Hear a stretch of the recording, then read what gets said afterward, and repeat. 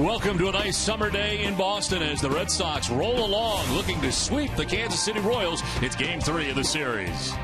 Welcome inside the broadcast booth, everybody. I'm Don Orsillo along with Jerry Remy. Welcome to Red Sox baseball. Well, the Red Sox playing very good baseball. They've been getting very good starting pitching. And today, the lefty and their ace on the mound, Jon Lester, he's our key player to watch. Well, he has been absolutely outstanding for the Red Sox over the last 6 games. And, coming off the All-Star performance that he had this past week, look at the numbers in the last 6 starts. 3-0, a 1.01 ERA, only 33 hits in 44 and 2/3 innings. Opponents hitting 202 against Jon Lester, and he's not walking anybody. Only 6 walks in 39 innings, and he's pitching against a ball club today, the Kansas City Royals, that he's had great success against throughout his major league career. So coming off a very good start last time out against the Chicago White Sox, no walks, 12 strikeouts. Everything right now is going Lester's way. Now, of course, Jon Lester had his no-hitter against these KC Royals, trying to make it a clean sweep in the last game of the homestand. We're back with the first pitch from Fenway right after this.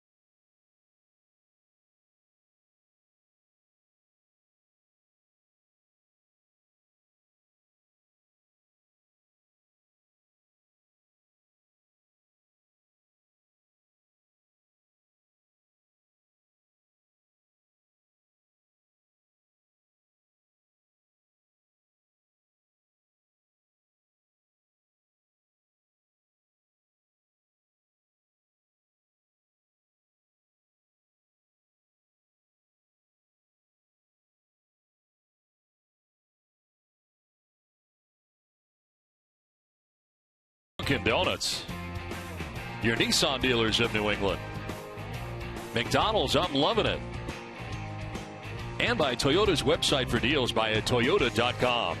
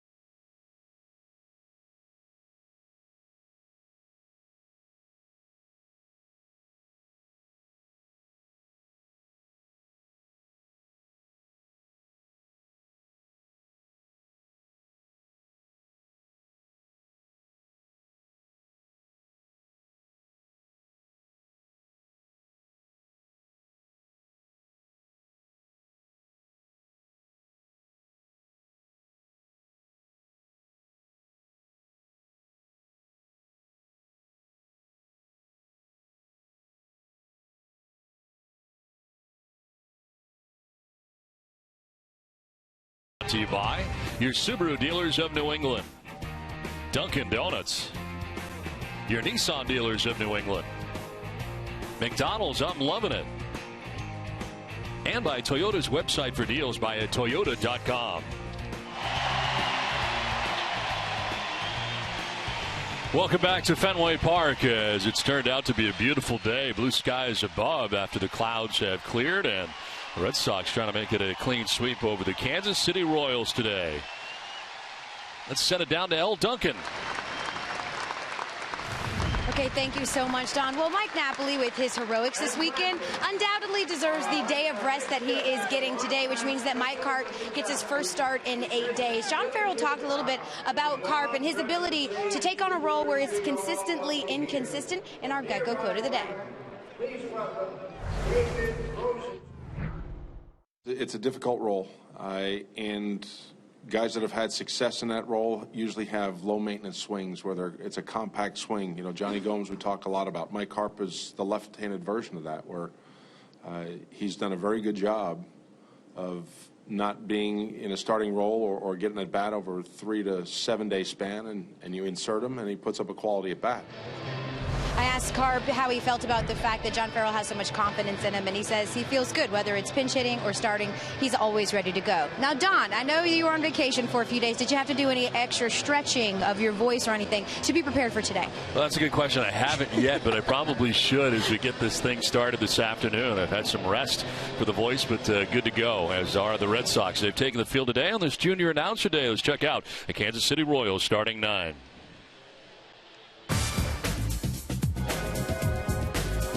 Thanks, Mr. Arcillo. My name is Brian, and I'm from Newton, Mass. Here's today's Royals lineup. Leading off in center field, Lorenzo Cain. At second base, Omar Infante.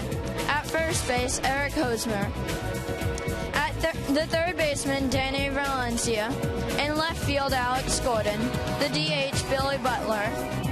At shortstop, Alcides Escobar. The catcher, Brett Hayes. In right field, Norichiko Aoki.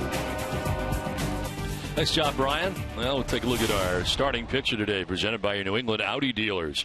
Experience the all-new 2015 Audi A3 today. John Lester on the hill for his 20th start of the year. Comes in at 9-7 with a 2.65 earned run average. 134 Ks on the year, and opponents hitting at 243 against Lester. Of course, July 10th, a no decision against Chicago, but a very good outing. 7 innings, only 1 run. He struck out 12 and did not walk anybody. Hey, Jerry, how about you do the defense? Okay, the Red Sox defense, they are 9th in the league, 60 errors in 97 games. Brock Holt will be at third base. Stephen Drew, the shortstop. Dustin Pedroia at second, and Mike Carp, the first baseman. Left to right, Daniel Nava, Jackie Bradley Jr., and Shane Victorino, and David Ross doing the catching for John Lester. Yeah, the umpiring crew tonight, Kerwin Danley has got the play calling the balls and strikes. Mark Rippinger is the umpire at first. Crew chief Gary Cedarstrom at second base, and Lance Barksdale, the umpire, at third. This game is available in Spanish. The SAP function is brought to you by the new Captain Morgan White Rum. Buenas tardes, amigos.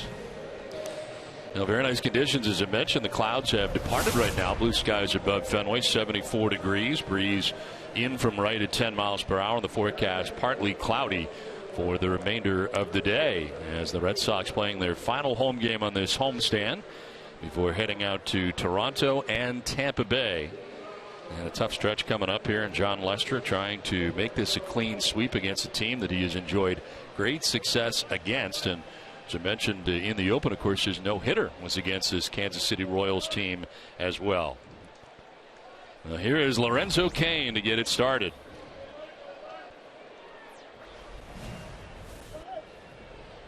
David Ross doing the catching, per usual for John Lester.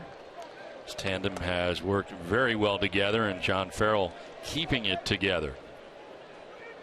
First pitch of the ball game is in there for strike one, and we're underway. Now, Lorenzo Cain had last night off. He is battling an 0-19 stretch right now. Still a good average overall in the year for the center fielder, hitting at .301. And a swing and a miss, battling that cutter, and not well. It's 0-2. Yeah, very good cut fastball right there by Lester, working down and around the ankles of Lorenzo Cain.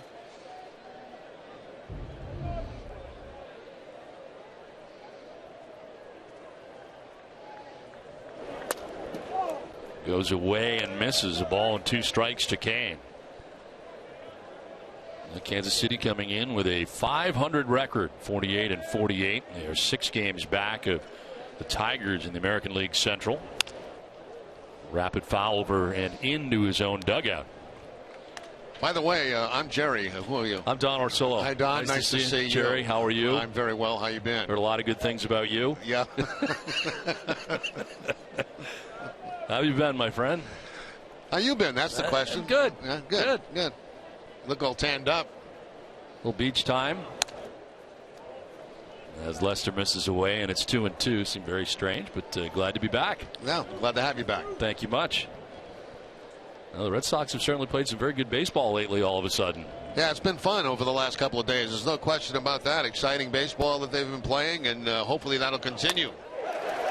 Swing and a miss. Lorenzo Cain strikes out. A good start for Lester. 1 down. Now Lester goes to the cross-seam fastball right here to pick up the strikeout. His first of the afternoon, as we mentioned, in his last outing against Chicago, had 12 strikeouts with no walks in that game.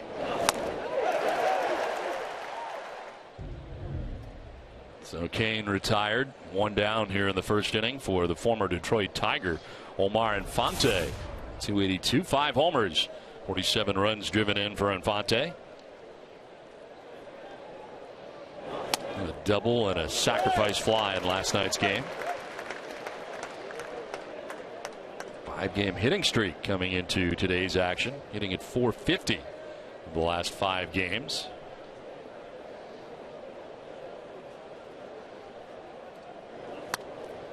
Tried to hold up. They'll check. He did, according to Mark Rippinger.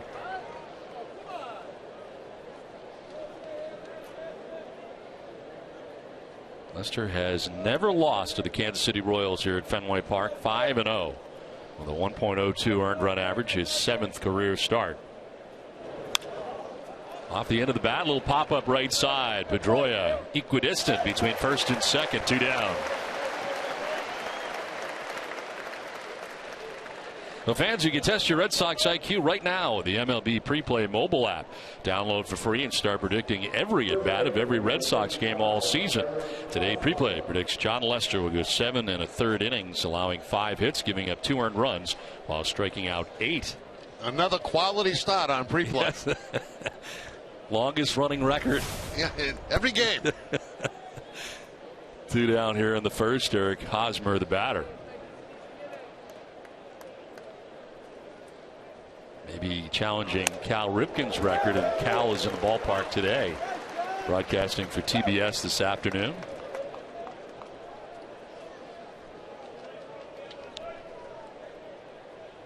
Had a chance to visit with Cal before the game, as he is now broadcasting in games after some studio work, the Hall of Famer. As Hosmer will take a ball. There is Cal. You just come back and you just start dropping names. Yeah, I visited with Cal before the game. With Cal. Yeah. Talk to me about 1 minute before he went on air. 1-1 pitch is in there for strike 2. Curveball again from Lester. He's thrown about 3 of them here in the first inning.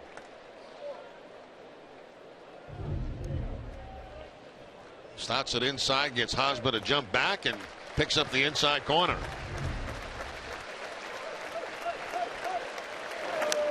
Hosmer with a very defensive swing, an emergency swing, and he fouls it off.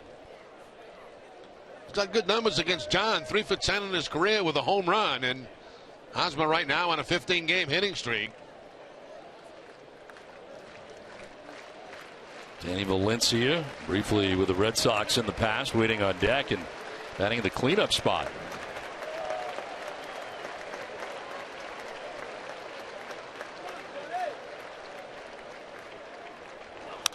Hosmer fouls off another. 95 on the gas that time.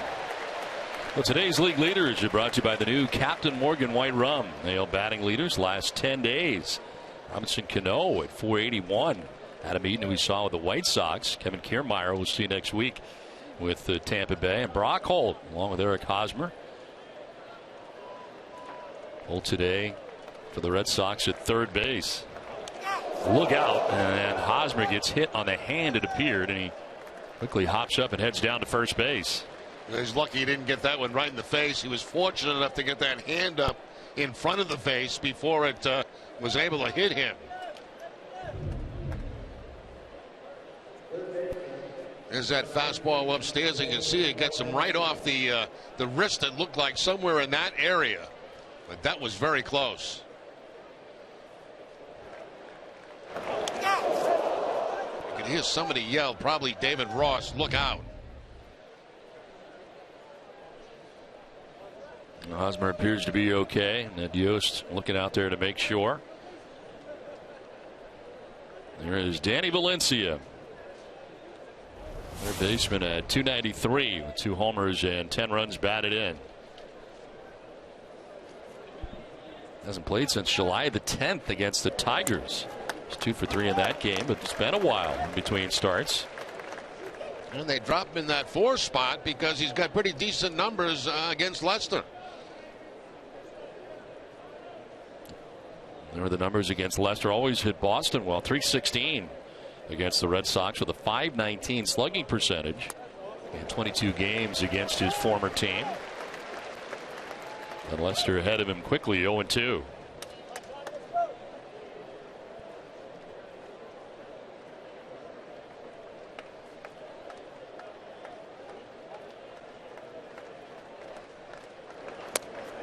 Framed by Ross, but it's just outside.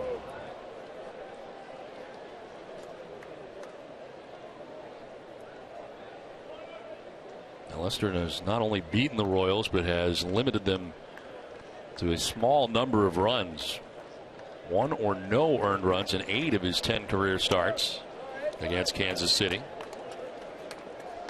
And of course, a no-hitter back on May 19th of 2008. That's a nifty 1.60 earned run average against Kansas City. It's his lowest earned run average against any American League opponent.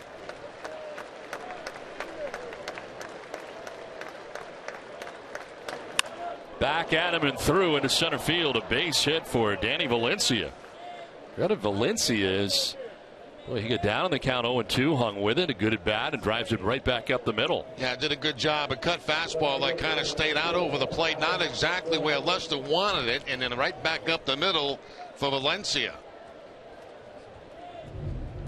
You see the location of the pitch. It's the cut fastball, but it's not around the ankles. It stays up high. And certainly hitters want to take advantage of that when John Lester makes a mistake with the cut fastball. So 2 down, 2 on, and here is Alex Gordon.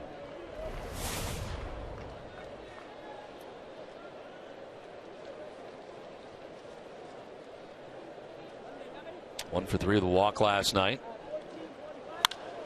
Swings at the first pitch, drives it to center field, sending Jackie Bradley Jr. backpedaling to the track for the out that ends the first inning.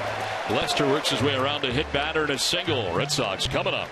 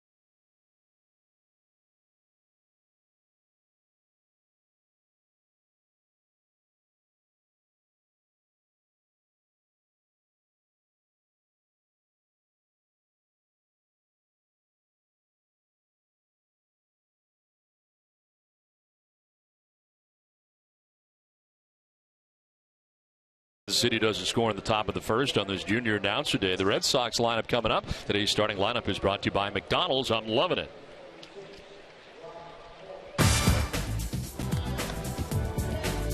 Thanks, Mr. Arcillo. My name is Joey, and I'm from Cambridge, Mass. Here's today's Red Sox lineup. Leading off at third, Brock Holt. In left field, Daniel Nava. The second baseman, Dustin Pedroia. The DH, Big Papi David Ortiz. At first base, Mike Carp. In right field, Shane Victorino. The shortstop, Stephen Drew. The catcher, David Ross. And in center field, Jackie Bradley Jr.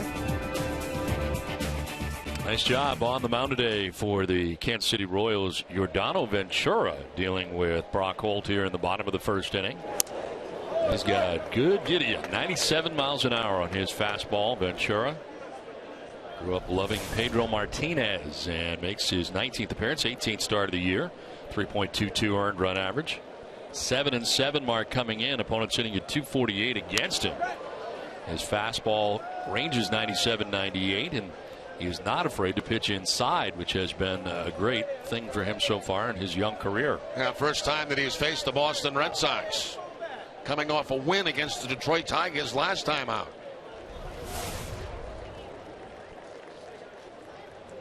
Holt lines it to right. He's got himself a base hit. And now has a 6-game hitting streak with a single to begin things here in the bottom of the first inning.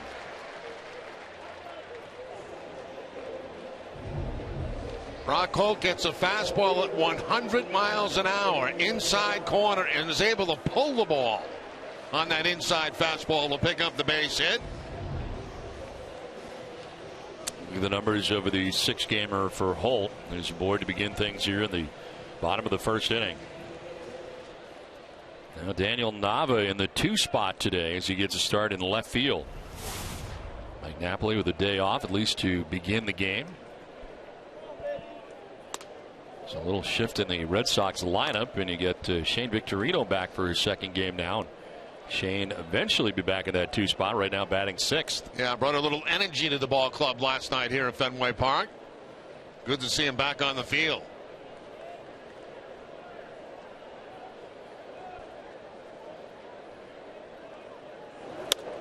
Nava will take the strike, and again at 97.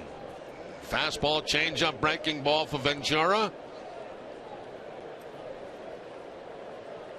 Mentioned that he idolized Pedro. Does not quite have the changeup that Pedro featured. The changeup is actually his 3rd best pitch.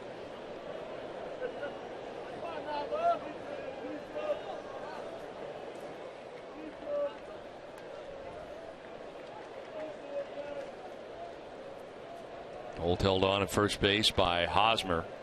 With nobody out here in the bottom of the first inning.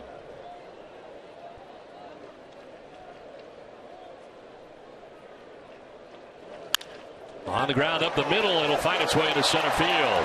Holt touches second. He's thinking third as Kane does not throw in that direction. And it's first and third with nobody out. Good aggressive base running there by Brock Holt. I didn't think he was going to go to third base.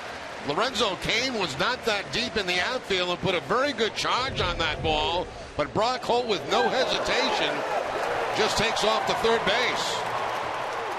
Kane thought about a throw, but wisely did not let it loose. And the Red Sox have a first and third with nobody out.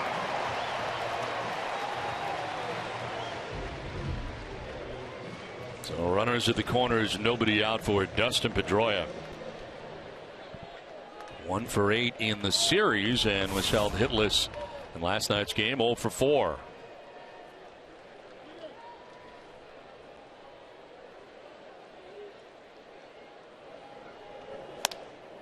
He'll take ball 1, just missing at the top of the zone.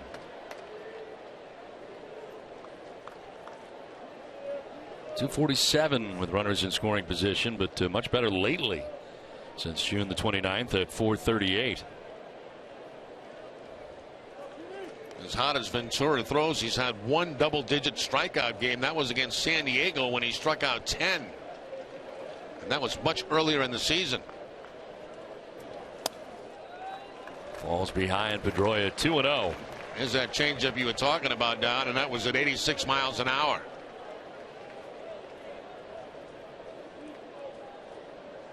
Turned 23 on June the 3rd. Since then, he's gone 5-2, the 2.93 earned run average.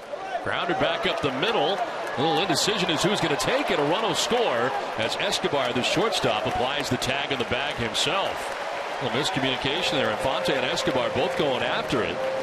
And what may have been a chance for double play certainly was out the window once they could not decide who was going to play that ball. And Holt scores, and the Red Sox take a 1-0 lead. Yeah, it's really one of those tweeners where both guys have a chance to make the play, step on the bag, and get the double play. But it was the shortstop right there, Escobar, that decides to make the play. Then he's going to dive for the bag. He has to get the force out. A little bit of a bobble, but gets Nava at second base as he tags the bag with the baseball.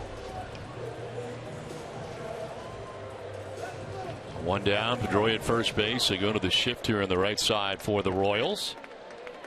David at 252 with 20 homers and 64 runs batted in. He'll take strike one. Here's the shift. The Royals bring their third baseman to the right side of the infield. That's Danny Valencia in the second base spot with Infante pulled over towards first base.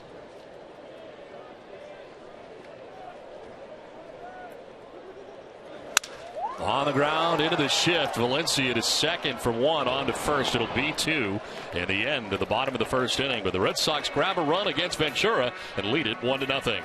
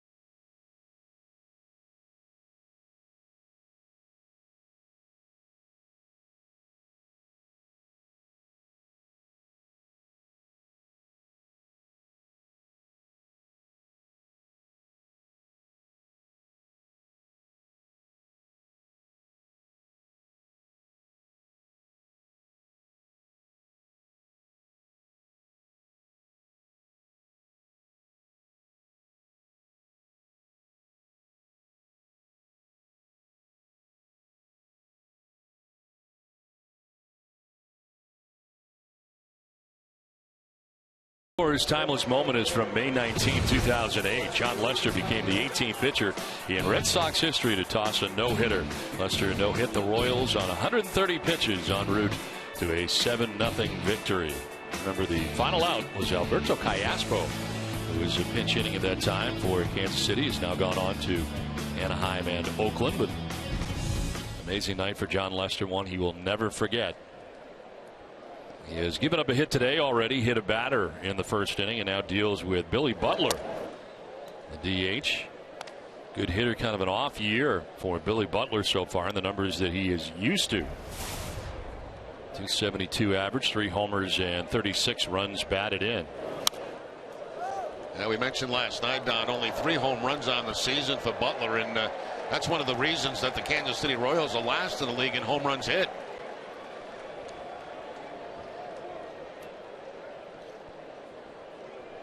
Always hit very well here at Fenway, just under 300 at 296. 4 home runs in his career here. Down to third base. Brock Holt actually backed up on it. Throw was in plenty of time. 1 down. It's time to grab the list. The last 5 Red Sox no-hitters. I'm just talking about John's no-hitter in 08 against Kansas City. You got played Buck Holtz, Derek Lowe, Deo Nomo, and Dave Moorhead back in 1965. Long time in between Dave Moorhead's 65 no-hitter and, of course, Nomo's in 2001 at Camden Yards. Hey, look at the time span there. There's quite a few of them between 2001 and 8. I am told it is time for a reset, Jerry. It is 2 o'clock on the hour, and reset is done. Don Orsillo, Jerry Remy, L. Duncan with you from Fenway Park. It's game 3 of a 3-game series between the Red Sox and the Royals, and the Red Sox have won each of the first 2 games of the series. Had 1-0 here in the top of the 2nd inning. That's a reset there. On the ground on the third baseline, Holt will pick it but have no play. Realized it wasn't going to go foul, and Escobar with pretty good speed gets down the line.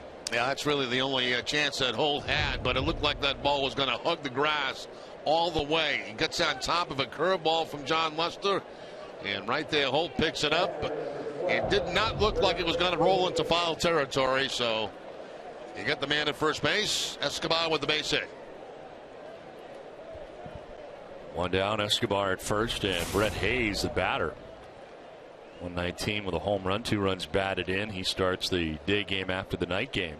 What do you think of Salvador Perez the last couple of nights? I'll tell you, very impressive. We had the 2 catchers in the game last night, Perez and Vasquez. A younger version, obviously, of Perez, but very, very impressive. All-star Salvador Perez, Christian Vasquez with a tremendous throwing arm, very quick feet. Not afraid to throw to any base, but no. I guess when you get that kind of arm, you're not afraid to throw to anything. You like to show it off.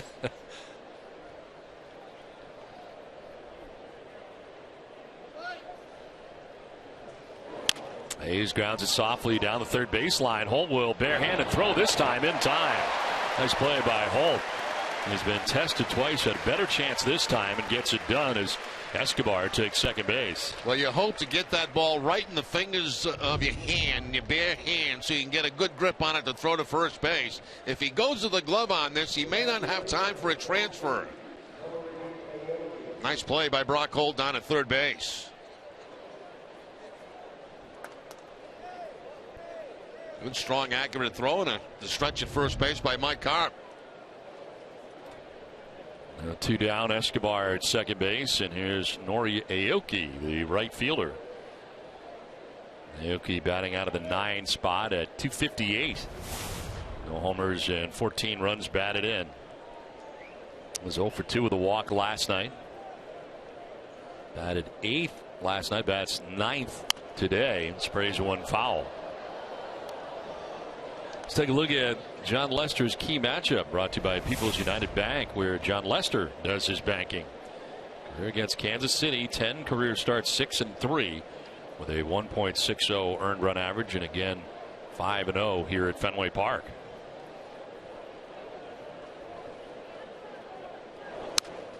Oh, 0-2.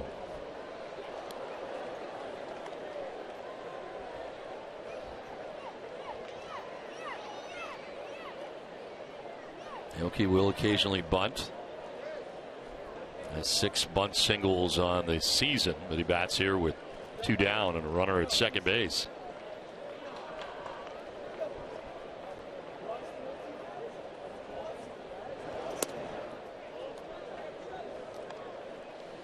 Pretty good job right there, too, to lay off that cut fastball from John Lester. A very tantalizing pitch to swing at.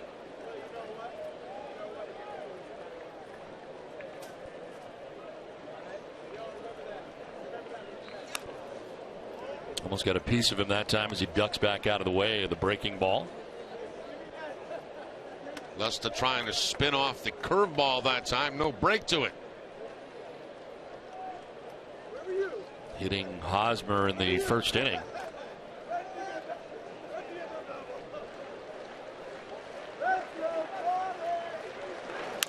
On the ground, back to Lester. He'll run a bit, flip underhanded. It is dug out by Carp at first base.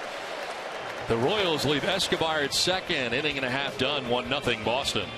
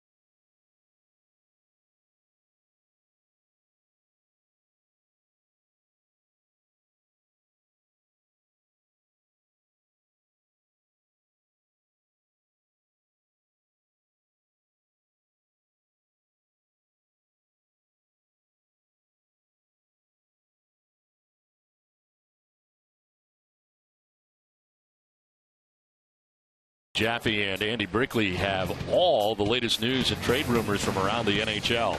Catch all that and more Thursday at 4:30 p.m. See, those fans right there, they see themselves on TV. Aha. People like to see themselves on TV. It's on to the second inning. Mike Carp getting the start today. Shane Victorino and Stephen Drew to bat in the second inning. Shift is on, and it's Valencia on the right side of the infield who fires to first for the out. And they're shifting on Mike Carp for the first out. It worked out for the Royals there, and here comes Shane Victorino for his second game back.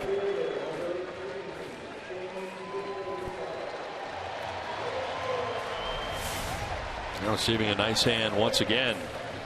Jerry, you were talking a little bit about him earlier, and his energy, if nothing else, certainly brings something to the table. Yeah, John Farrell was talking about it on Friday, before Victorino came back, and, how he was missed, his defensive play, his base running, his base stealing ability, his hitting, just all the way around, and the energy he brings to a ball game. And the lineup certainly looks different with him in it. There's no question about that.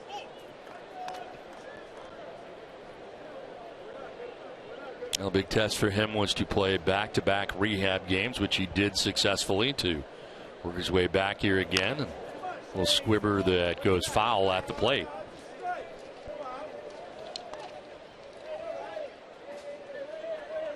Right hamstring this time getting him on the DL, but there were a series of setbacks along the way.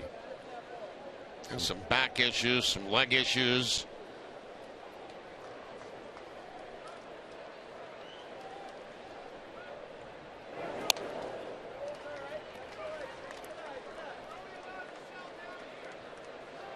.21 total games for the Red Sox at 242.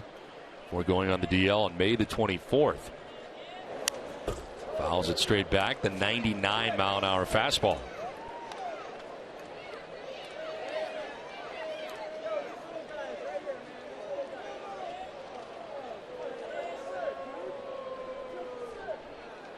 Stephen Drew waiting on deck with one out here in the second inning.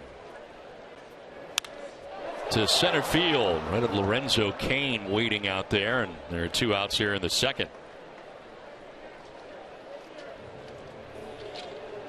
Well, Sox fans, enter the Red Sox World Series ring raffle for your chance to win incredible Red Sox World Series ring prizes. The grand prize, the 2004, 2007, and 2013 Red Sox World Series ring. To purchase raffle tickets and learn more about the second and third place prizes, go to redsox.com/ring raffle. Now two down here in the second for Stephen Drew.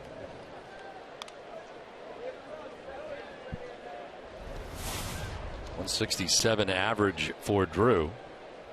It's 2 for 3 in the series. Jerry talking to some of the Kansas City Royals people and talking about comparisons from Ventura to Pedro Martinez, in that he idolizes Pedro Martinez, but he pitches with a little bit of that nastiness that Pedro used to have in the prime of his career. Not afraid to pitch inside, throw hard inside. Well, that's not a bad thing at all. That's something that every pitcher should try to do. You have to be able to pitch inside to create more strike zone for yourself.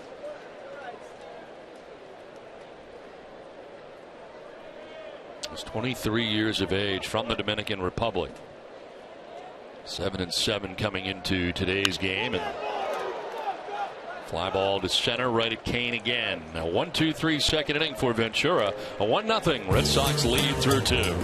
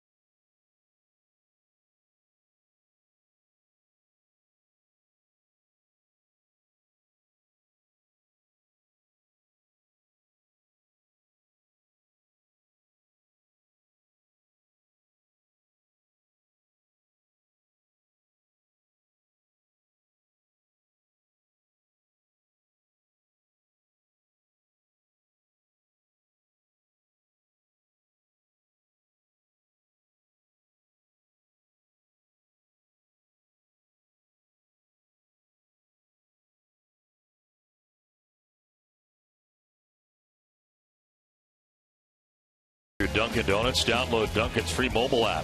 With the app, you can load a DD card and pay right from your phone. Receive exclusive mobile offers. Enroll in auto recharge and instantly send DD gift cards. Message and data rates may apply. For full terms of use, visit www.dunkindonuts.com. Red Sox Nation runs on Dunkin'. 1-0. Red Sox have the lead over the Kansas City Royals. Top half of the third inning, and the top of the Royals order: Lorenzo Cain, Omar Infante, and Eric Hosmer expected to face John Lester. Cain, a strikeout victim in the first inning, only K of the day so far for Lester.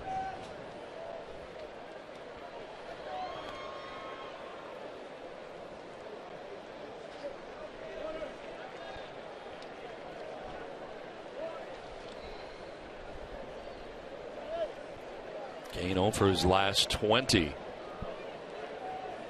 And down on the count, 0-2. Looks like he caught that one on the wrong part of the bat. He's got some tingling going on in his fingers right now.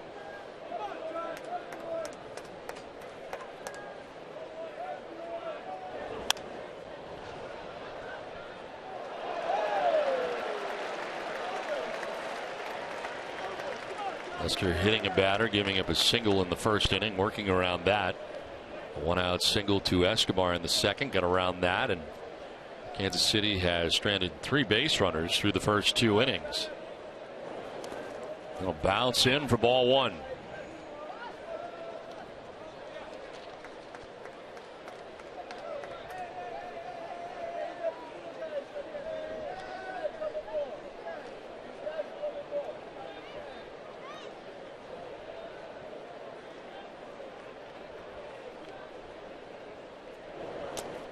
Kansas City actually better record-wise away from Kauffman Stadium. They're 26-23 on the road, while 22-25 at home.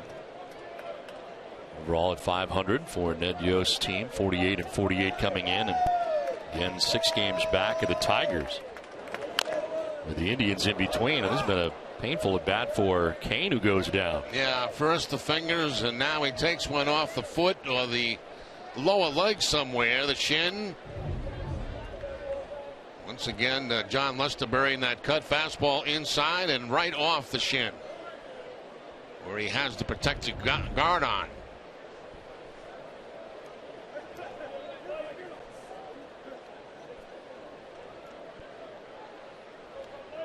That's what the cut fastball will do when those right-handers swing on top of it. If they make contact, a lot of times it's off themselves. Cain will take strike 3. Second time he's down by way of the K. 1 down. Let's check back in with L. Okay, guys, so today's poll presented by the new Scion TC is actually inspired by the guy in the bump. Which Red Sox no-hitter was most memorable? Text Sox 1 if you think it's John Lester's 2008 showing versus KC. Sox 2 if it's Clay Buchholz's 2007 versus Baltimore. Sox 3 for Derek Lowe versus Tampa. Or Sox 4 for Hideo Nomo. That was 2001 versus Baltimore. Text your answer to 536-536. Message and data rates may apply. And Don, I'm not a psychic, but I have a general idea of which one was most special to you. Yeah, I don't want to make it all about me, but it was my first game. Back in 2001, Hideo Nomo at Camden Yards in Baltimore. So for me, that would be my favorite. Yeah, it's tough for me to pick, because they're all special. I mean, anybody that throws a no-hitter and you get a chance to watch it or broadcast it or be in the dugout with it, and they're all special.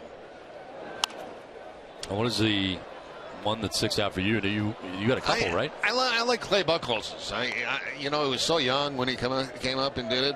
And it was such an impressive performance by Buchholz that day. I mean, they're all good. Yeah. But what from a player standpoint, though, because you're behind Nolan Ryan, right? Oh, yeah. That was probably the most exciting one that I've been a part of. A lot of spin out towards Pedroia at second off the end of the bat, and Infante is out number 2. Notice how I said that it was my personal favorite, and since then Hideo Nomo's like last on that list. Did you see how quickly that happened? Yeah, I saw that. I didn't want to say anything, but the poll tends to jump around a little bit. You still got plenty of time. It's not trending well. 2 down here in the third inning for Eric Hosmer. Nolan Ryan was one of those guys that you felt like every time he took the mound, he might throw a no-hitter. I mean, that's the kind of feeling you had when he was pitching. Hosmer hit by a pitch in the first inning. This one fouled off to the left, out of play. We always said anytime we saw Pedro Martinez, it was always kind of a special day at Fenway. I mean, you look forward to it. It was an event. Yeah. The whole day was like going to a heavyweight prize fight. The whole event.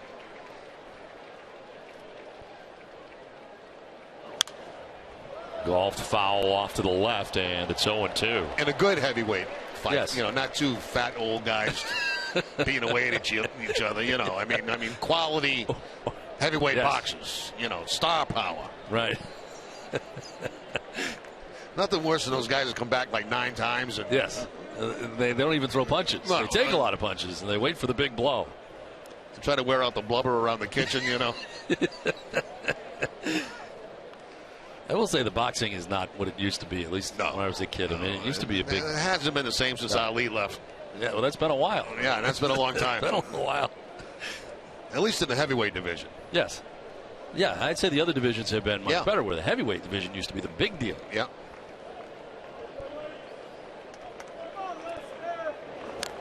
This one fouled off. All of a sudden, we're Bert Sugar breaking down boxing. Yeah. It doesn't take long to get back in the groove. Yeah. You know what I love is Howard Letterman. You know the guy who's on the side that does the scoring? Oh, yeah. And they check in with him? He's the best. Larry Merchant was good, but... I used to love Larry Merchant's opens, you know, because he never look at you. No, head down. Always had the head down. Very dramatically.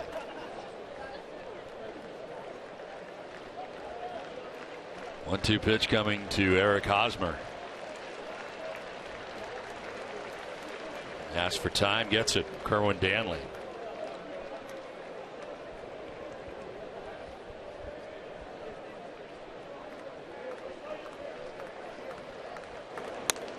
Strike 3 call. Nasty cutter there from Lester. Picks up his third K. Has a 1-2-3 third. Red Sox have a 1-0 lead.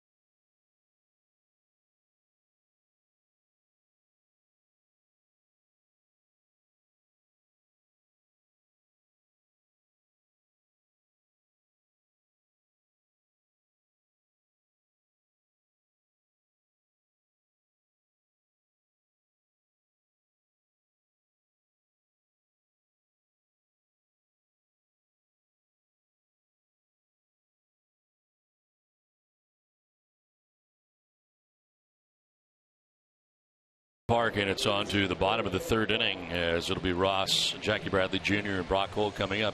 Vice Admiral William Moran with us. Bill, great to see you. Thanks for coming up. Thank you, Don. Appreciate it. We understand a great many recruits that you take care of, some 390,000. Tell us a little bit about that, what it's like taking care of that many recruits. You know, it's all zeros, right? 390,000, 390 doesn't really matter. But so we have 390,000 active and reserve sailors in the Navy today, and it's a wonderful privilege to be part of that organization.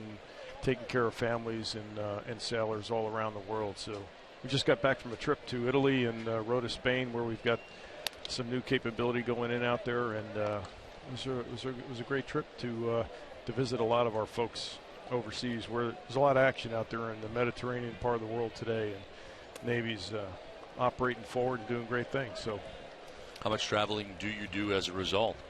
I get out quite a bit. I mean, it's important to get out and see what sailors are doing at sea, and also what issues families have on their minds when their sailors are deployed, and when they're stationed overseas. It's just as important to get out and talk to them and see what issues they have and anything we can do to help them. Well, you are a Red Sox fan, but you grew up in New York. But this is a connection with your dad too. Yeah, it goes back to my dad. He grew up in Manchester, New Hampshire. When he was a kid, he came down here, and then he forced me to listen to all the Red Sox radio on AM, and so I was a Red Sox and Celtics fan with Johnny Most AM radio and all that. So love it here in Boston. It's a great town, great Navy town. As you know, we've got the Constitution here. We're going to go see those sailors tomorrow, and we just love Boston. Boston loves us, so it's great to be here. And my dad was in the Navy. He was in World War II. He was a signalman. Yeah. We don't have that rating anymore. But no. it's a very historic, very traditional rating in the United States Navy. Yeah. What are the biggest challenges that some of the families have, do you think, for the Navy officers, their families back here? Yeah, I think the biggest challenge, especially the last 13 years of all the conflicts we've been involved in, is the relative unpredictability of knowing where they're going to be and when they're going to be home. And so families in particular, not knowing that, the uncertainty they live with is the biggest issue. They have no issue with sailors deploying and being out there serving their country. But when we can't tell them when those sailors are going to come home, that's a little bit more difficult for them. So the last 13 years have been tough on them. How is the recruiting process going? Is it something that you're actively still doing? Oh yeah, recruiting is our bread and butter, if you will, in my business, is bringing in great young men and women who want to serve their country. And believe it or not, this area provides some terrific young men and women, and they continue to do great things. We're not having any issues right now attracting the right young men and women to come into the Navy, but we're always working to make sure we get the very best, and we've been very fortunate for the better part of the last decade. You're a pilot by trade, I'm told. I'm a pilot by trade. I fly a desk right now. Don't get much stick time, but but I enjoy being part of this business and taking care of people right now. It's a real privilege. Well, Jackie Bradley Jr. batting here with nobody out in the third inning. Now, how often do you get back here to Boston? To be honest with you, the last time I was here was almost 2 decades ago. Wow. When I was stationed in Brunswick, Maine, not too far from here. Yeah. The rest of my time has been down the southeast and out in the west coast and all around the world. So anytime I get the chance to come back here, nice hit there. Jackie Bradley Jr. bringing that right back into center field, and first two have reached here for the Red Sox in the third inning. And Jackie taking a 97-mile-an-hour fastball that time and rifling it right back up the middle. So the walk to David Ross, the base hit by Jackie Bradley Jr. on a low fastball. And the Red Sox in business with a couple of men on and nobody out. Now, Jerry manages a lot of money over the course of his career. He's made a ridiculous amount of money over the course of his career. So he's a guy who manages a lot of money. But you manage $29 billion annually. That's unbelievable. Yeah, well, it's like I said, it's all zeros. Yeah, you know, no wonder you weren't concerned about it. I dropped $390,000. That's $29 billion. $29 billion he's in charge of. I don't have that problem. No. You know, the first rule in business is you got to pay payroll. So that's what it's all about. Quite a payroll. It's quite a payroll. What is it like to manage $29 billion? I mean, it has to keep you busy. You know, I'm going to make all of you nervous. I was an English major, not a finance major. So hope you're better at it now, though. I got a lot of good people working for me. So if we put our money in your hands, we wouldn't recommend that. You're not going to make any money. No. Well, nobody out here in the third inning. Brock Holt batting. And a ground ball down the first baseline. It is foul. Vice Admiral William Moran, nice to meet you, and thank you very much for coming up. Appreciate Thank it. you. Thanks for all you do. Thanks for having me, and thanks to Boston for having us up here. Nice meeting you. Nice to meet you.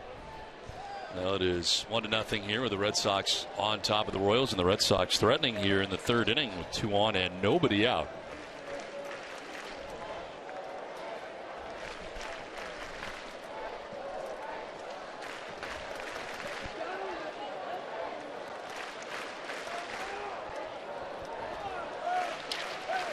$29 billion.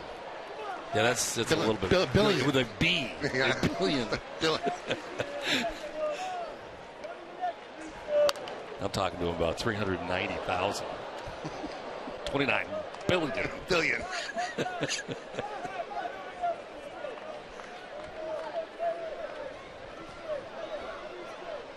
On deck is Daniel Nava, making a new fan there as he tosses Souvenir into the stands. A walk for David Ross to begin the inning. Jackie Bradley Jr. with a ringing single to center. Now 1-2 pitch coming to Brock Holt. On the ground to Hosmer at first, covering his Ventura. Nice lead to the bag, and they get Holt, but kind of works like a sacrifice. Gets 2 into scoring position with 1 down. Yeah, productive out for Brock Holt. He wanted more than that, obviously. Wanted to drive in a run. But the fact that he gets the ground ball to the right side and they cannot get a double play puts 2 men in the scoring position. Nice lead by Hosmer to Ventura, covering first base to get the first out. So 1 down, second and third, and here is Nava, single to center field in the first inning. Infield already pulled in for the Kansas City Royals early in the ballgame.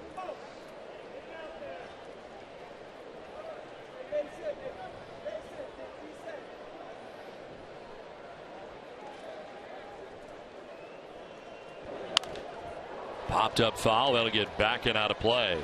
Sure, 98 miles an hour.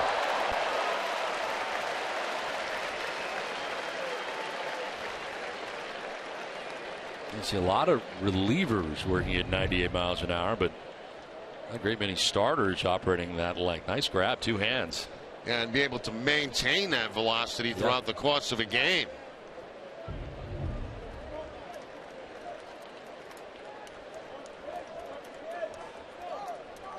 Time call very late. Ventura was not pleased. The time call coming from Kerwin Danley.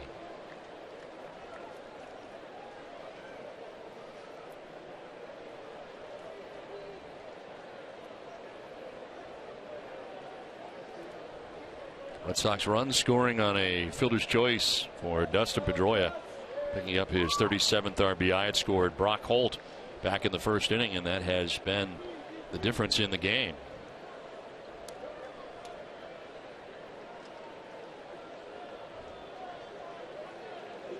Four of 7 runners from third with less than 2 outs. 57% for Nava. Trying to deliver here with 1 down in the third inning.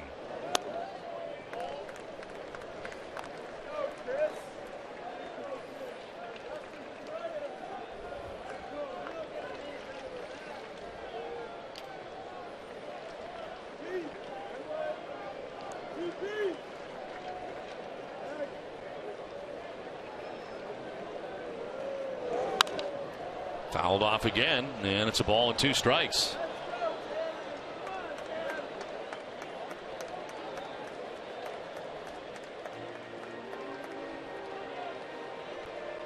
Back out again as the catcher Hayes. A lot of conversation between Ventura and Hayes in this inning, and back at it again.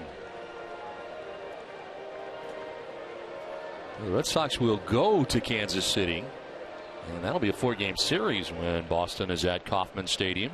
That's not till September, right? Yes, the 11th through the 14th.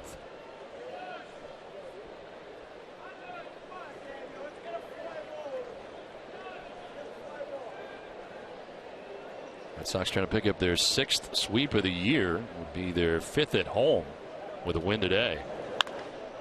To right field, down the line, and this is going to get in and jump up into the seats. A ground rule double. And that will plate 2 as Ross and Bradley Jr. both in on the double by Nava. And the Red Sox lead it 3-0. What a nice adjustment Nava made there. I mean, you're talking about a guy that's 97 to 99 with his fastball. He goes with a curveball down. And that's a sweet spot right there for a left-handed hitter. That breaking ball down, that does not go below the knees. And Daniel Nava one-hops it into the seats for the ground rule double. RBIs 11 and 12 on the year for Nava. This bounces in, blocked by Hayes. So a run in the first and 2 here in the third inning so far for Boston. Pedroia drove in the first run of the game back in the first inning. Now 37 RBIs on the year.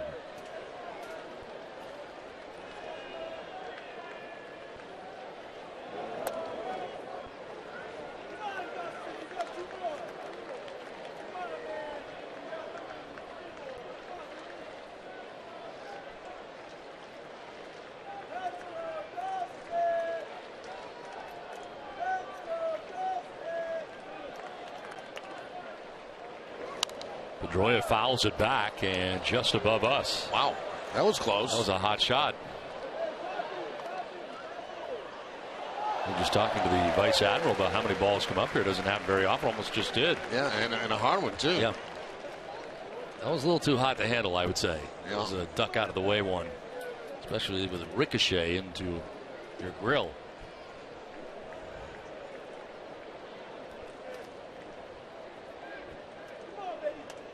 Two-one. Sprayed foul again over there to the right.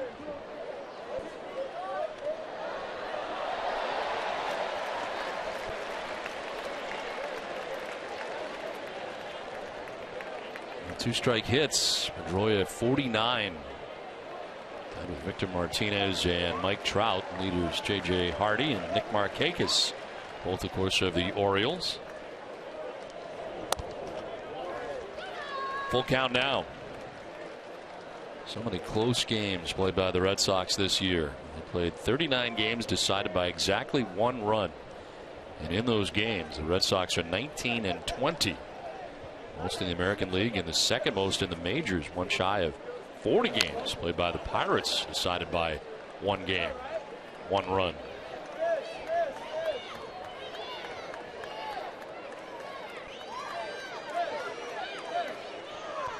3 shy of their total for all of last year of 1-run games.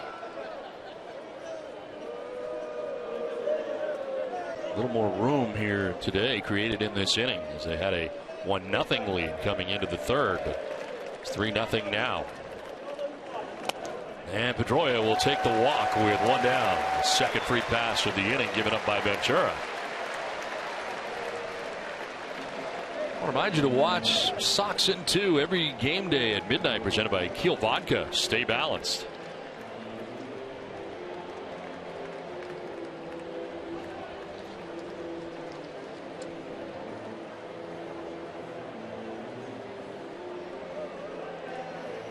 Dave Island, the pitching coach, out there talking with Ventura, running into some trouble here in the third inning.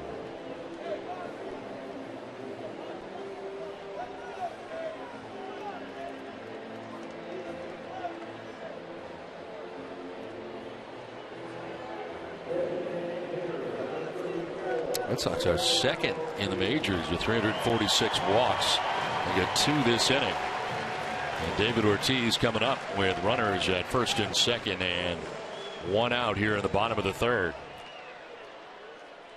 David bounced into a 5-6-3 double play. Well, the shift on last time up, no shift this time.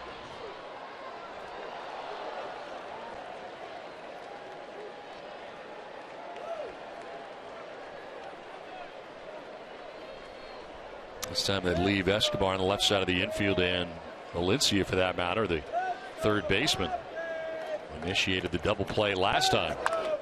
Soft ground ball down the first baseline. Ventura will soft toss it to first for the out. Second out here at the third as Nava takes third and Pedroia takes second base.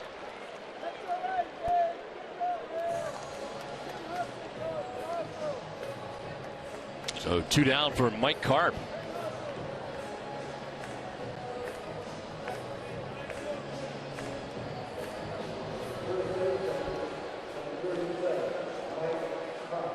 First appearance of the series for Karp.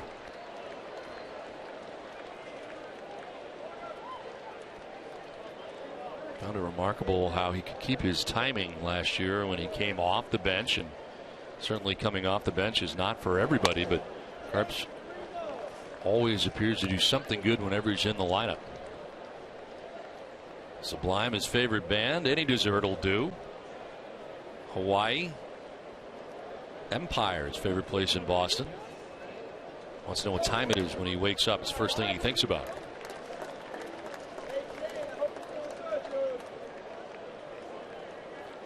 They're talking about Carp being a part-time player, pinch hitter. That is a very difficult job to do, and especially pinch hitting. I mean, you go up there, should I swing at the first pitch? Should I not? Do I try to wear the pitcher down? Very difficult job. This one to short left center field, and coming from left is Alex Gordon to put it away. Red Sox get a pair of runs in the bottom of the third through 3-0 Boston.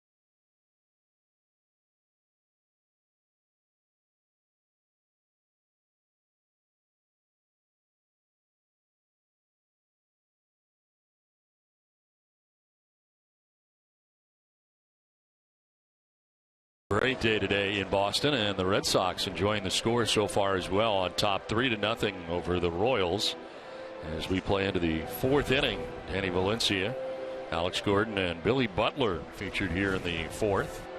5 in a row retired by Lester.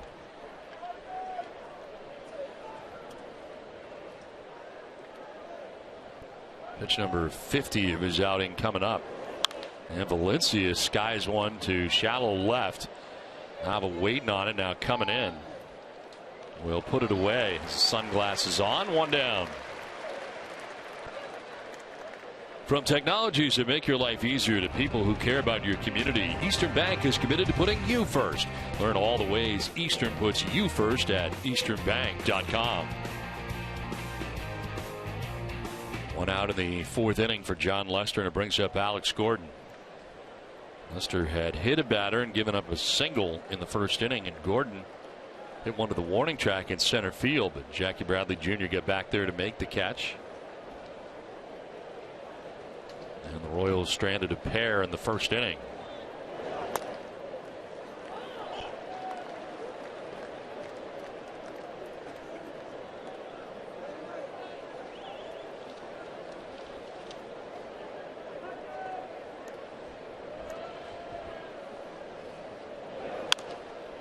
Flared foul off to the left, 0-2.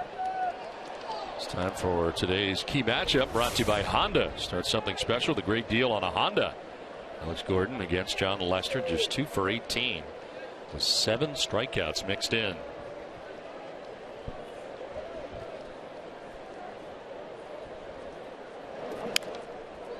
Defensive swing from Gordon, protecting the plate, fouls it off. That's pretty good by Gordon right there, because that's a nasty cut fastball from John Lester. Exactly where he wanted it, down and away. Make Gordon reach. He does reach, but he is able to foul it off.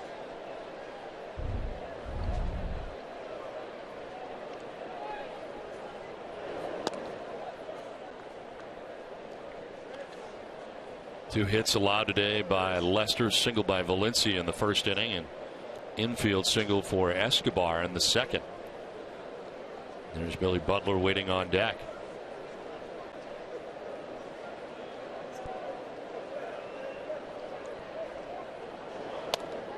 It's not been a big strikeout day so far for Lester, coming off a game in which he struck out 12 for the second time this year. His season high and career high was 15. So far, 3 today. Yeah, it's tough to pile up strikeouts against this ball club. Whoa. That should have been. It should have been one right there. Cut fastball to the inside corner, not getting the call as Lester.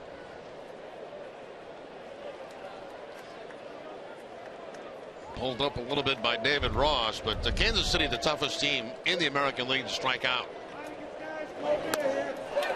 Gordon strikes out. It's the 4th strikeout for Lester. 2 down and 7 in a row retired by the left-hander. And he just goes right back to the cross-seam fastball right there to pick up the strikeout. No cutter that time.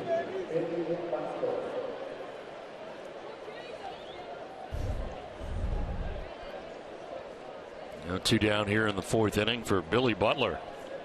Grounded out to Brock Holt down at third base in the 2nd inning.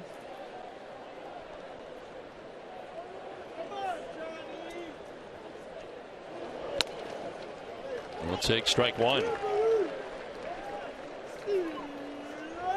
Red Sox are 7-7 so far in July, looking for their first winning month of the year.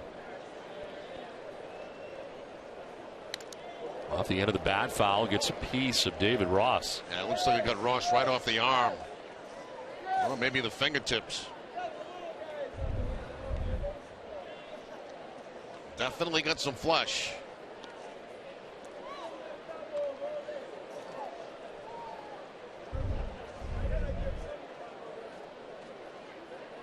I was looking at that elbow area right above.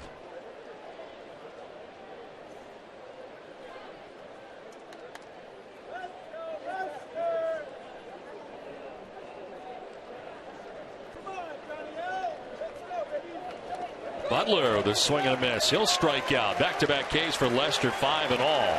3.5 done. 3-0 Boston. We'll see Shane Victorino when we come back to Fenway.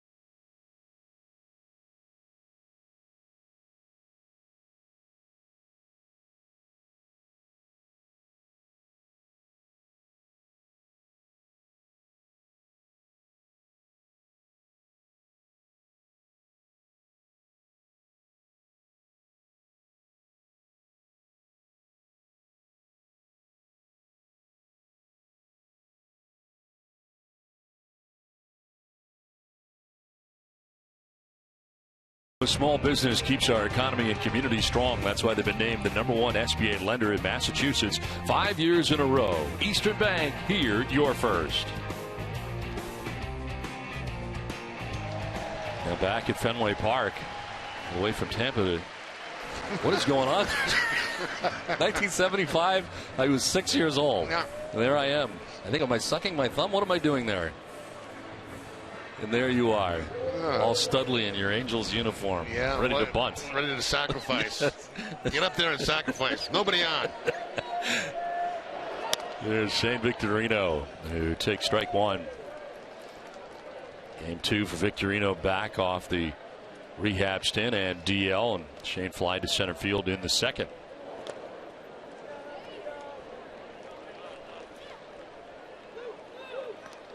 Followed by Drew and Ross here in the 4th inning. He was 6 years old. Yes. When I made the all-rookie team. Line into left and down towards the corner for Victorino. Over to play it is Gordon, headed to second base. Shane Victorino with a double to begin things in the 4th inning. A good job by Victorino. When you come off the DL, sometimes the breaking ball is the toughest pitch to hit. But he gets a curveball that time and does a good job staying back on it. Rifles it down that left field corner. And the Red Sox have the leadoff man at second base. Victorino's actually swung the bat pretty well in the few games back. This team just has a different feel about it. Having been away the last week plus and watching from afar, it just seems a lot like last year and how things came together. What are you seeing differently over this last week or so for the Red Sox? I mean, they're playing better baseball, obviously, than what they played. They're winning the close games. Like, for example, last night, that would be one that they would have lost in the first half, probably. They're getting great pitching, as we highlighted in the open. And the offense has started to come around. So, I mean, it's been a little bit of everything that has gone right for the Red Sox in this this mini turnaround that they've had toward the end of the first half and the beginning of the second half, the unofficial second half of the season. As you pointed out a couple times, I've heard during the week, the schedule will tell a lot coming up here in the near future. Yes, we've got a lot of games against the American League East. Starting in Toronto, a 4-game series, and then it's to Tampa Bay and St. Pete for 3 against the Rays.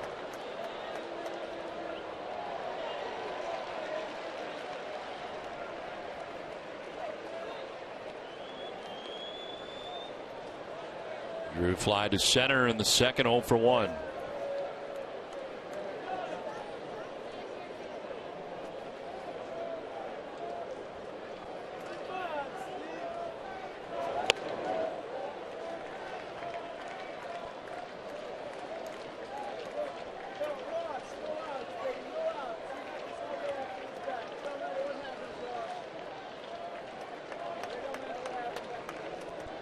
Ventura giving up a run in the first, 2 in the third. He's given up a leadoff double here in the 4th inning.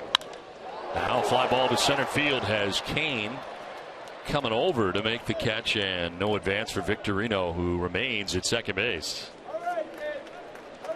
Well, today's suits are designed by Joseph Abood, custom made in the USA of fine Italian fabrics, now available at Men's Warehouse. Also, Men's Warehouse and Nesson have partnered to help raise awareness of the National Suit Drive throughout the month of July to collect gently used professional clothing items to give unemployed men and women a chance to look their best as they re-enter the workforce. To help, visit nationalsuitdrive.com. 1 out, runner at second, and David Ross walked and scored in the 3rd inning.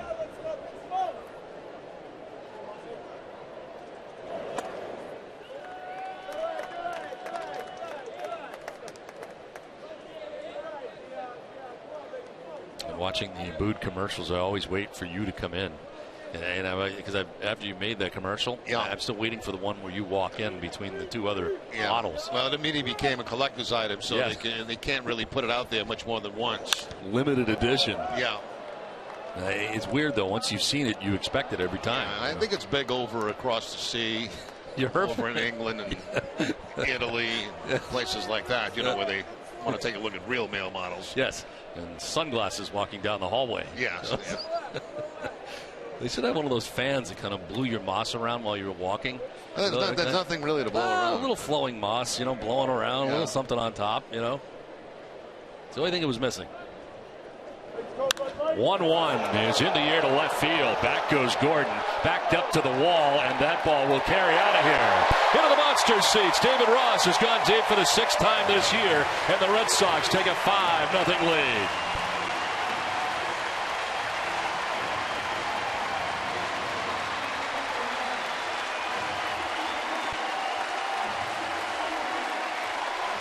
Well, David Ross now has 10 RBI in the season and 6 home runs. He turns around that inside fastball from Ventura.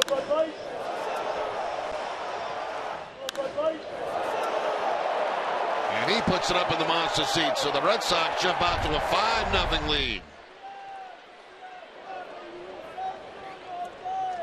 David Ross, the personal catcher for John Lester. Personal hitter today. Now a base hit into center field. Jackie Bradley Jr. is 2 for 2 on the afternoon. That's second time he's hit the ball hard up the middle today, Jackie Bradley Jr. It's almost like the Red Sox are just sitting on these fastballs and ignoring the other 2 pitches that they're going to see from Ventura. They get those backs ready and locked and loaded for the fastball all afternoon. 1 down. Bradley Jr. at first base. Back up top now for Brock Holt. Grounder that'll get through into right field. A base hit. Bradley's thinking about third. Aoki does not throw in that direction. And easily to third goes Bradley Jr. on the single by Holt for Brock, his 2nd hit of the afternoon. Got another multiple hit game for Brock Holt. No fastball that time. It was a changeup. But a changeup that stayed up in the zone, and Holt's able to top it by the first baseman Hosmer. And Jackie Bradley has no problem going to third base. Dave Island back out on the mound to talk to Ventura. As his pitching line is brought to you by your Eastern Lexus dealers. 3 1/3 deep, 8 hits. 5 runs, 2 coming in this inning. He has walked 2 and struck out no one so far today, and 67 pitches deep into his outing, and so far nobody warming in the pen for the Royals. Here comes Nava with his 3rd at bat of the day. 2 for 2 already. Single to center in the first, a double to right in the third, and has driven in 2 runs.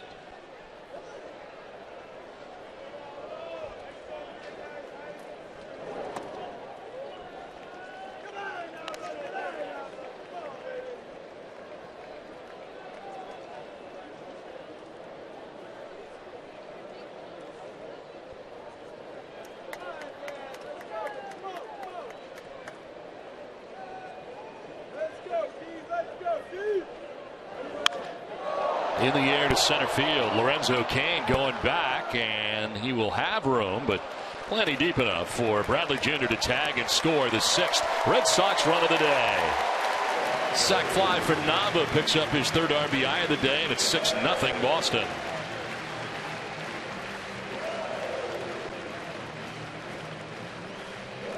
Alltown, New England's premier convenience retailer, is committed to supporting the communities they serve.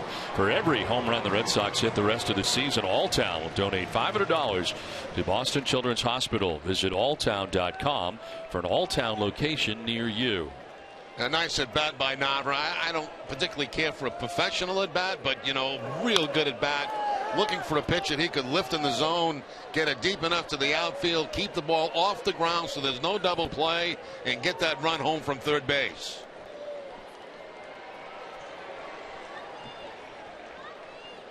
He certainly has looked different since coming back from his stint in Pawtucket, and contributing much more offensively. 2 hits today, 3 RBIs. Imagine at the time it was pretty surprising for Nava. You have a year last year, you play quite a bit, end up hitting up over 300, and all of a sudden you find yourself back at AAA. Yeah, very tough, but he's battled his way through it, and he's back up playing productive baseball again for the Red Sox. In the dirt, breaking right away is Holt. He'll get there. Jerry talked about it all the time. Ball in the dirt, take your chance, and he did. Yeah, you taught that, Don. You know, you really are. You taught that in spring training and lower minor leagues. When you see a breaking ball that's going to be in the dirt like that, you just take off, because very seldom is that catcher going to catch that ball clean. Every once in a while, he'll get caught. I mean, it'll happen. He'll catch it clean, throw you out. But I'd say 8 out of 10 times you're going to make it. There's a grounder to Escobar. He will go to first, and the throw is off the mark. Pedroia is safe, and Holtz at third base. Not pretty here for Kansas City. Escobar had plenty of time, but an errant throw. He's made a couple of errors in this series. Gives him 10 total now on the season. Fielding the ground ball was fine, but the throw had a big tail on it and pulled Hosmer right off that first base bag. So now, instead of being out of the inning because of Escobar's error, it's first and third with 2 outs, and David Ortiz will have a chance.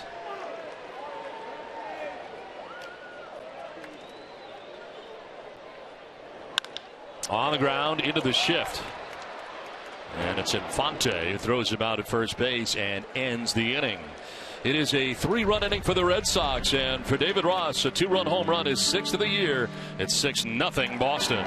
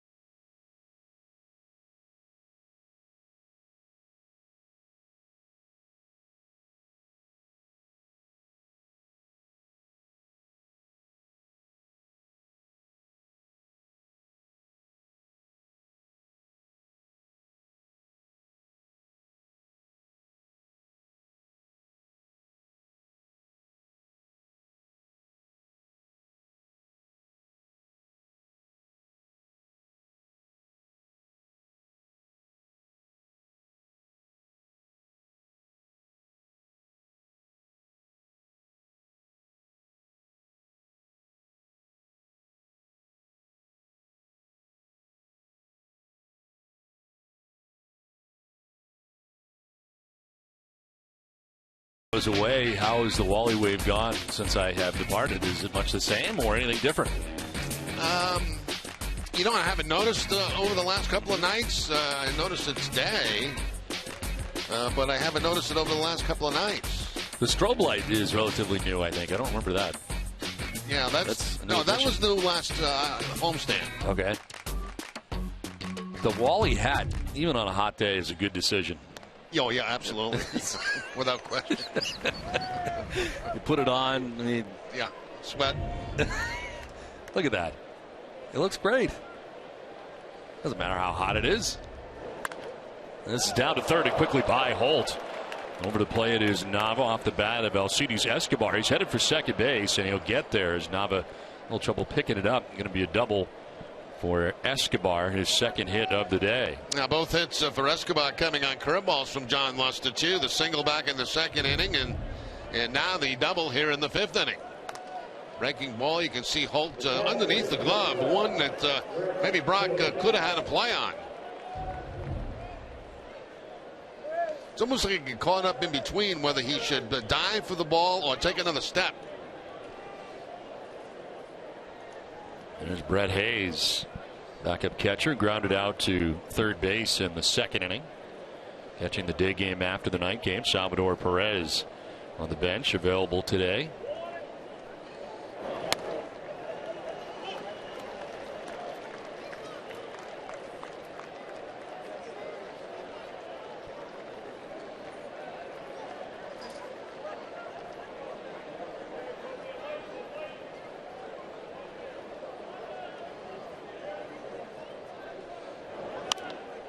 Popped up foul, back and out of play. 0-2. Gulf Electricity, they're powering Fenway Park, and they can power your home too. Visit gulfelectricity.com today.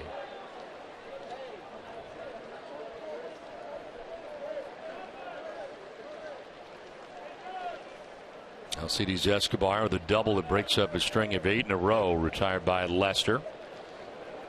And the third Kansas City hit of the day. Swing and a miss, and Lester able to pick up his 6th strikeout. 1 down. That's a lot of strikeouts against this ball club. As I mentioned, toughest to strike out in the American League, and he elevates the fastball right there to Hayes to pick up the strikeout. So 2 last inning for him, 2 in the 3rd inning, 1 here in the 5th.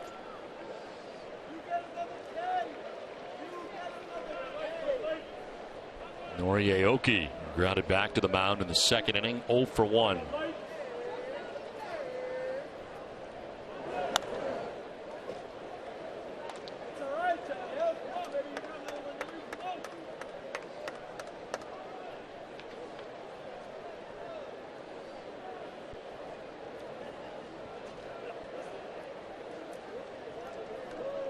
Aoki, 32 years of age. He'll take the strike. 1-1. After playing his first 7 seasons in Japan, comes over to the United States in the majors. First 2 years in the big leagues with Milwaukee. 151 games with the Brewers in 2012. 155 games last year. Swings at the 1-1 and fouls it off to the left. 1-2. Resides in Tokyo, Japan during the offseason.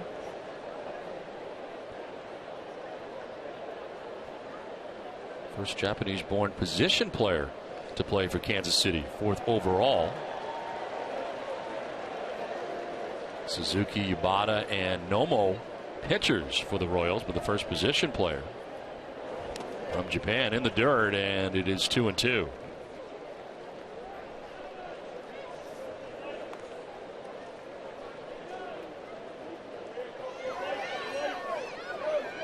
Aoki bats now. Lorenzo Cain waiting on deck, the top of the Royals order.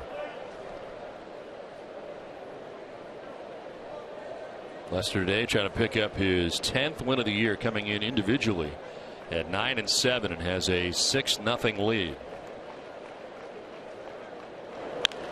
Grounded by the mound out towards Pedroia at second base. His throw in time. 2 down. Escobar takes third.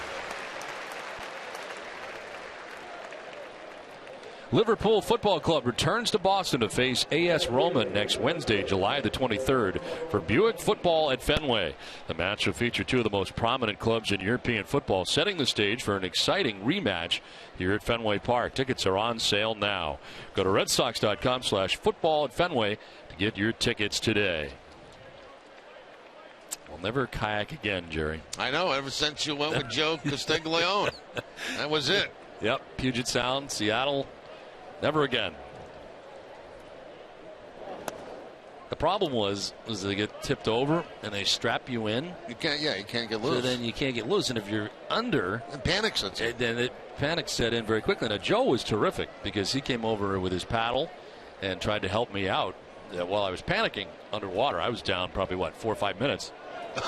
It was probably really only around 30 seconds, but it seemed like 4 or 5 minutes. But Joe came over. It does, when you're panicking like that, it seems like a long time. And water is rushing into the kayak. So it's creating this suction, keeping me in the kayak. It was awful. I never will kayak again. Too tipsy. After an experience like that, I don't blame you. Never again. But I thank Joe. Joe saved my life, I think, that day. Meanwhile, our director, Mike Narachi, was taking pictures. Line to left, Nava is there, and he'll make the catch to end the inning. They leave Escobar at third. The Red Sox enjoy a 6-0 lead.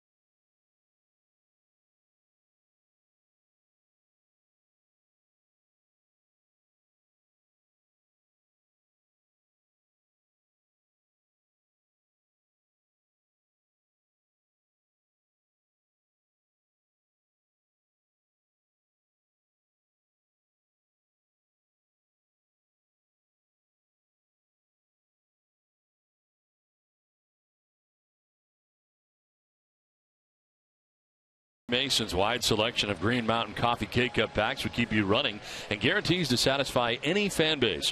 Order by 11:30 a.m. and get free same-day delivery. Who but W.B. Mason? Bottom of the 5th inning back at Fenway. Red Sox lead it 6-0. And Mike Carp leads it off in the bottom of the 5th. You know, while you were away, I was getting thousands of tweets about where you were and what you were doing. Of course, I would never give away the location of your vacation spot. You know, it's like rock stars and movie stars. They don't want to have the paparazzi follow them while they're away. But people are curious. I mean, what type of things did you do on your vacation? I know you laid in the sun a little bit. Yes, I was in the sun a little bit. I went to Indian Shore Beach. I just said you don't give it away. Well, I'm not there anymore. But you might be back there again. Oh, yes, I will be back there again. It was very, very nice. I mean, people who go to these kind of places don't tell everybody where they're going. Okay. I was at a beach. Yeah. Somewhere in Florida. Oh, okay. How's that? And what kind of things do you do on vacation? Do you go to amusement parks? I went to an aquarium in Clearwater. I can say that. It was very nice. I went to a water park. Did you go on the slide? Red Sox fan. I did go on the slide. Did you really? Yes. As it turns out, the heavier you get, the faster you go. Oh, yeah. It's very exciting. And all of a sudden, I haven't been in a water park for a long time. I don't know, 15 pounds ago. You put a tuna on a water slide. Next thing you know, you're flying out of that thing into the pool. You got to really watch the edges. Yeah. Hey, and look out for the people below. You can wipe out a whole pool. Yeah. Coming in. So, I had a good time. Yeah, that's good. Yeah. You look like the type of guy to me that is the kind of guy that, you with your significant other, you find a nice little place in the woods, and you put down a nice blanket, and you have a cheese and wine and a picnic, stuff like that. Or there was nothing like that. Oh, how about the people who sit in tubs and look out at the ocean? And do you do that? I did not do that. I did rent for the week a setup though, where you get the chairs and you get the umbrella. Oh, you get the whole ball of wax. Yeah. Myself, Kathy, and my 2 girls, we had a great time all week. We spent the majority of the time on the beach. So, yes, I did have for the week. It's a much better deal to do a weekly setup rather than a daily setup, so it was my area. You know, and then I did not have a picnic though. No. Well, there it is, folks. I mean, people wanted to know. Pond, yeah. You know, no. they wanted to know. Yeah, but yeah, there was no. Yeah, it was fascinating stuff. I mean, as you can see, it wasn't very exciting. That's what you strike me as, though. That kind of guy, that romantic.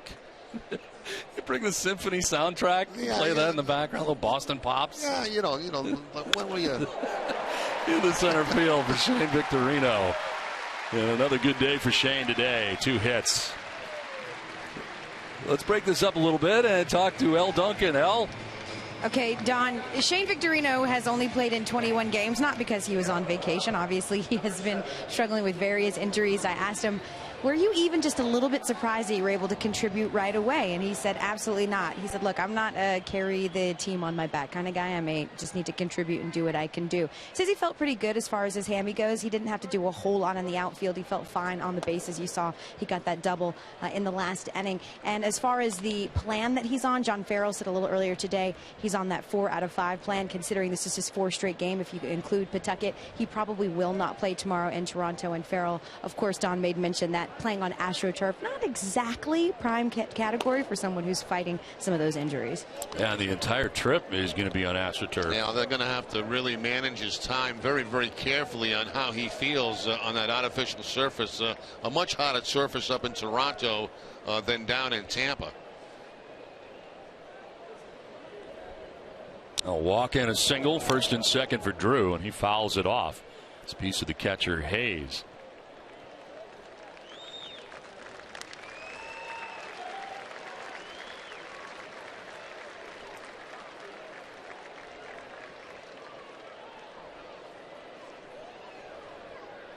'90th pitch coming up for Ventura. And it'll miss downstairs. 3-1. Action. Francisco Bueno is up in the pen.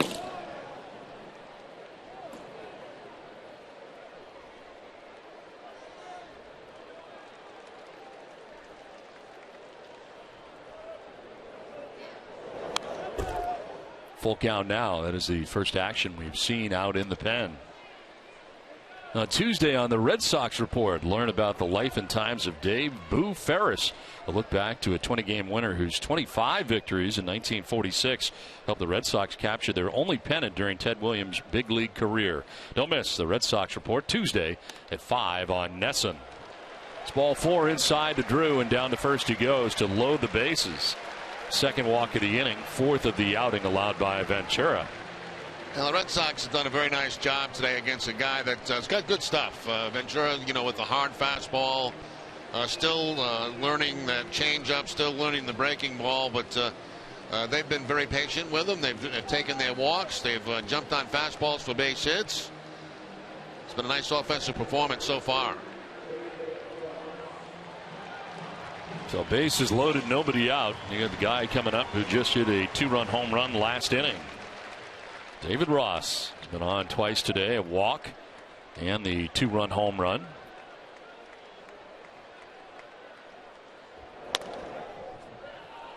For Ross, his 6th home run of the year, RBIs 9 and 10. And part of a 3-run bottom of the 4th inning for Boston.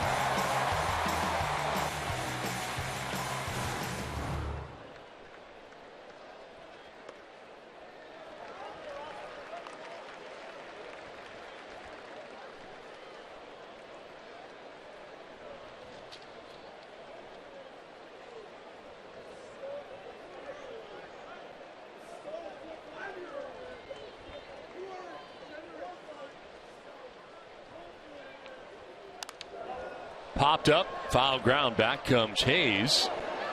And he leans in to make the catch into the first row.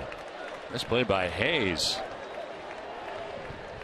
He's got a lot of battle going over in that direction. He's got the stuff at the on-deck circle. He's got to battle a little bit. The fans getting close to the fence, the wire, and he's able to make the catch. Very good concentration by Hayes on that play.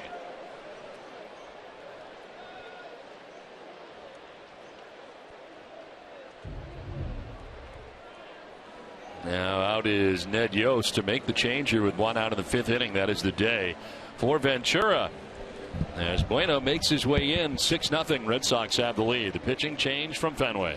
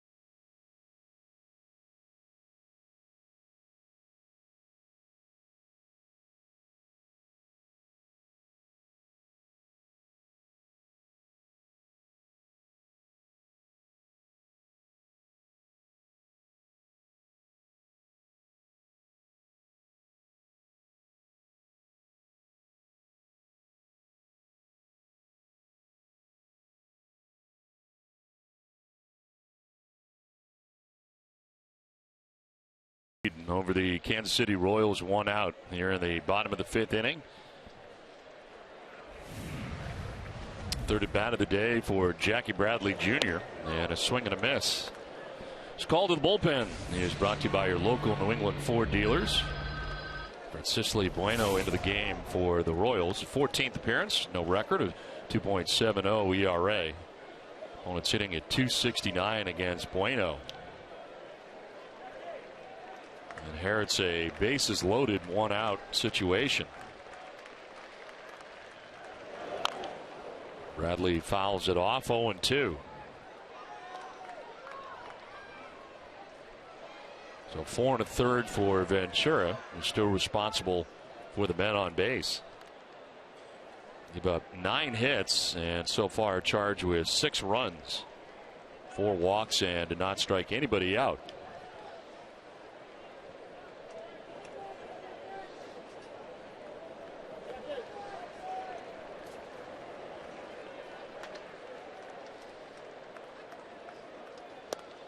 Bradley goes around and strikes out. This is the first K of the day for Kansas City pitching. Bueno gets Bradley Jr. A little drop down to the side that time for Bueno against Bradley Jr. And again, that's a little bit not as hard, but it looks a little bit like Andrew Miller's breaking ball right there.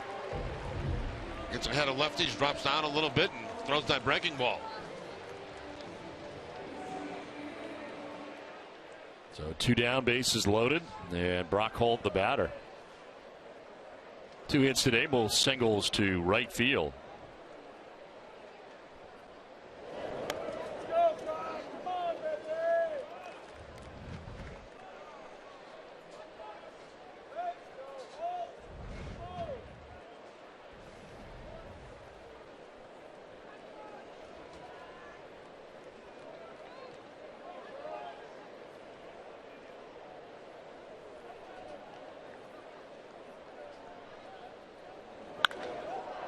In the air to left center, Lorenzo Cain calling and catching out number 3 of the inning. Red Sox leave them loaded, but enjoy a 6-0 lead through 5.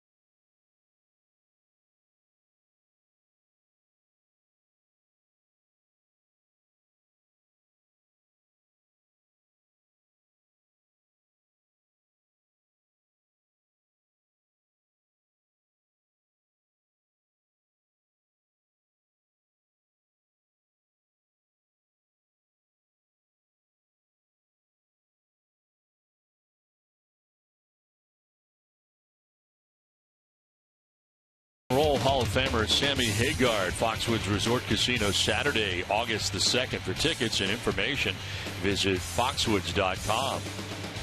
The Red Rocker, Sammy Hagar. You're a David Lee Roth guy or a Sammy Hagar guy when it came to Van Halen, or neither? Probably Sammy Hagar. Yeah, I'm with you. Yeah. Well, it's on to the 6th inning.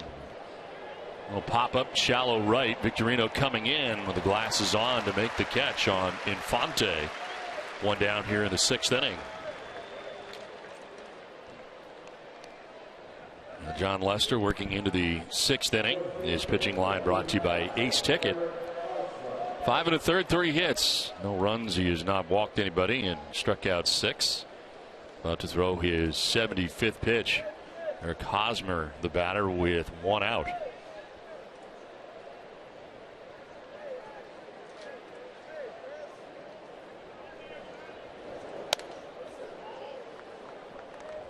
Lester has given up only 1 hit since the 2nd inning and only 3 hits in the game.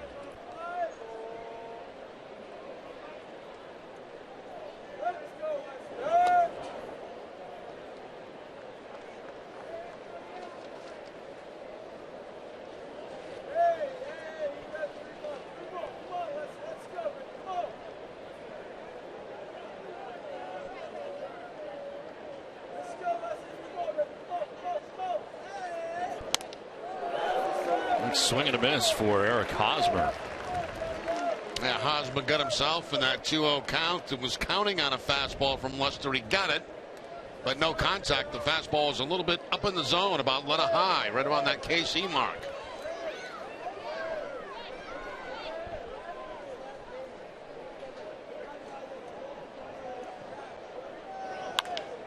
Chops it foul, evens the count at 2-2.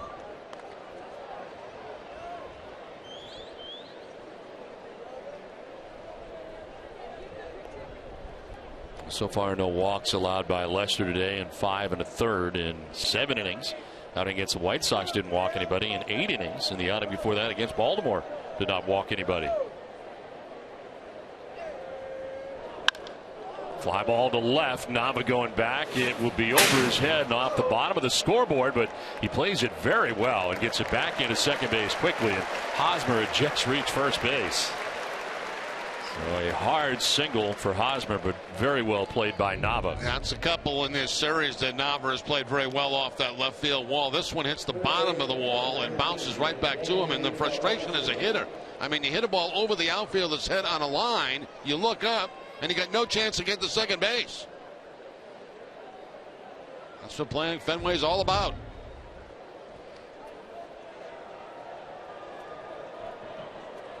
One out, one on. Danny Valencia, the batter, has one of the now 4 hits. Kansas City on the day. His single in the first. Flied out to left in the 4th inning. He'll take strike 1.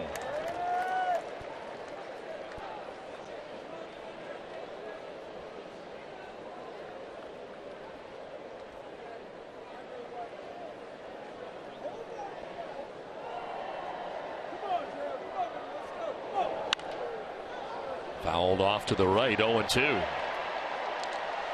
Do you know the signs of a stroke? The Stroke Center at Beth Israel Deaconess Medical Center, the official hospital of the Boston Red Sox, reminds you fast treatment can save lives. Learn the symptoms at bidmc.org/stroke symptoms.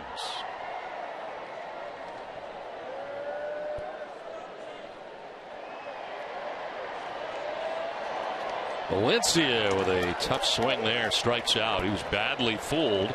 It takes with him the 7th strikeout of the day for John Lester. You know, I think one of the pitches that hitters kind of forget about a little bit with John Lester is his curveball. You know, he throws that cut fastball. He throws so many of them.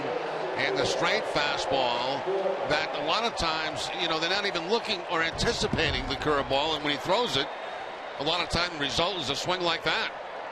Especially if he keeps it down in the strike zone.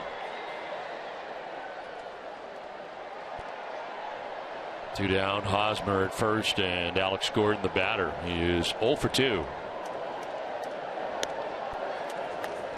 It is again for strike 1.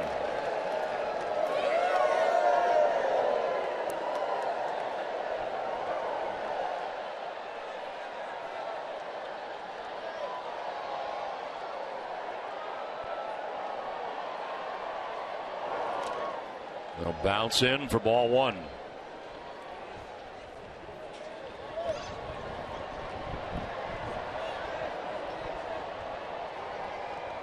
It's amazing the numbers for Lester against the Royals. Holding the Royals to 1 or no earned runs in 8 of his 10 career starts against them.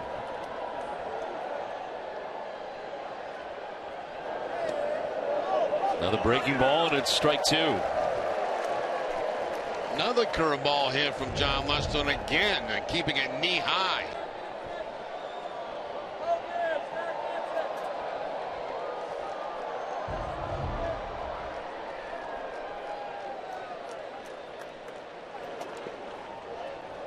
Two and two.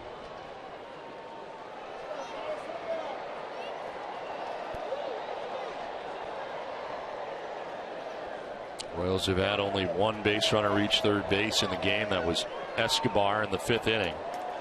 And left 4 men on through the first 5 innings.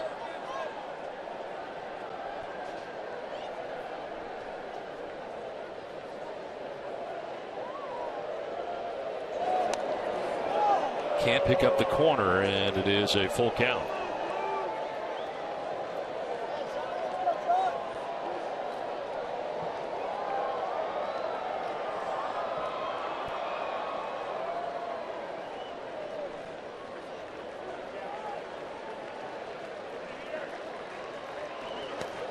Ball 4, and down to first base goes Gordon. Lester frustrated. First and second with 2 down. These aerial views of Boston and Fenway Park are brought to you by Hood, the official dairy of the Boston Red Sox. To follow the Hood blimp and to enter to win prizes this summer, visit the Hood Facebook page or follow at Hood Blimp on Twitter. 2 on, 2 down, and Billy Butler, the batter. The Kansas City DH 0 for 2. He's grounded out to third base and struck out swinging.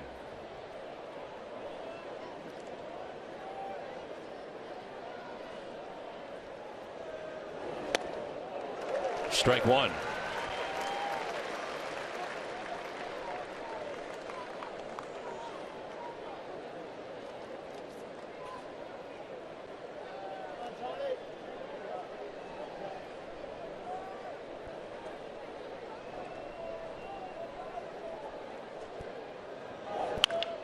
On the ground, diving is Holt at third, picks himself up, throws across. It is picked on the other side by Cart. Good play on both ends there. And gone to the Royals in the 6th inning. They strand a pair. Red Sox have a 6-0 lead. Both ends of this were pretty good.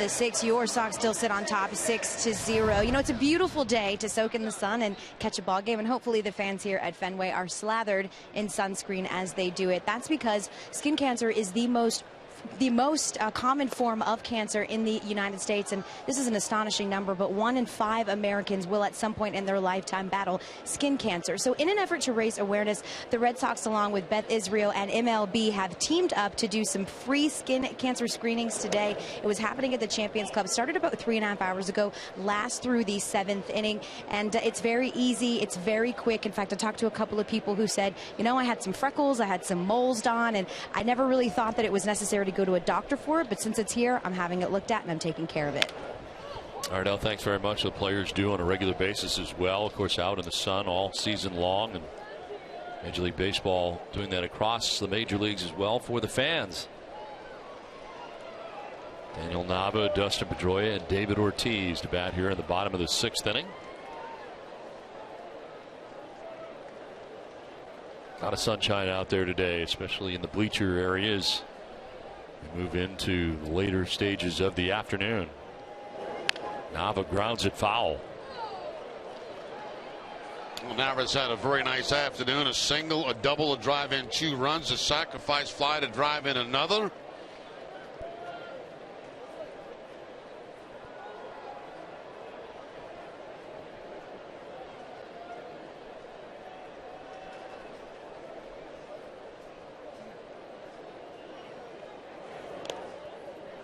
Two and two.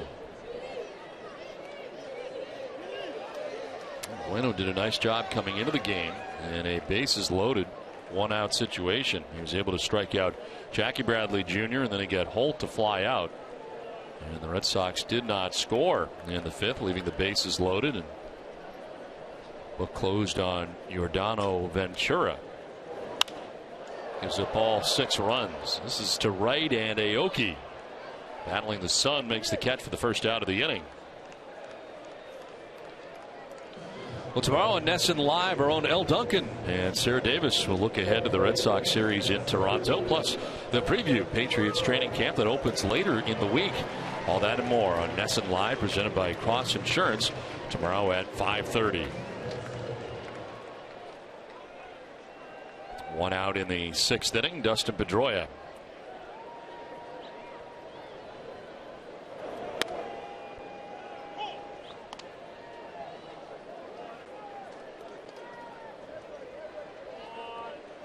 Kansas City heading to Chicago after the game today. They will play the White Sox for the next 3. High shot, Valencia on the run and in time. Had to wait forever for that ball to come down. It does, and he gets rid of it in time to get Pedroia. Yeah, he rushed that ball, charged it as hard as he possibly could to get it before it bounced one more time. One more bounce, and Pedroia's got himself a base hit.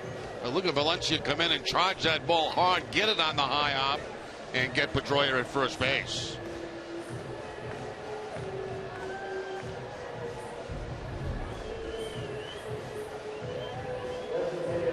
2 down into the shift go the Royals on the right side of the infield as David Ortiz, 0 for 3 today, is grounded out the last 3 times at bat.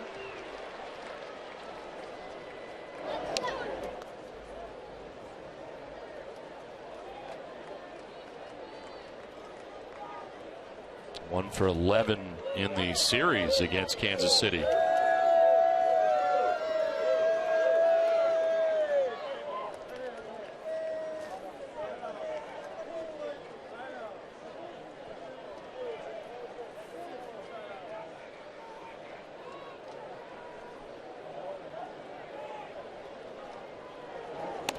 Ortiz almost jumping into that pitch.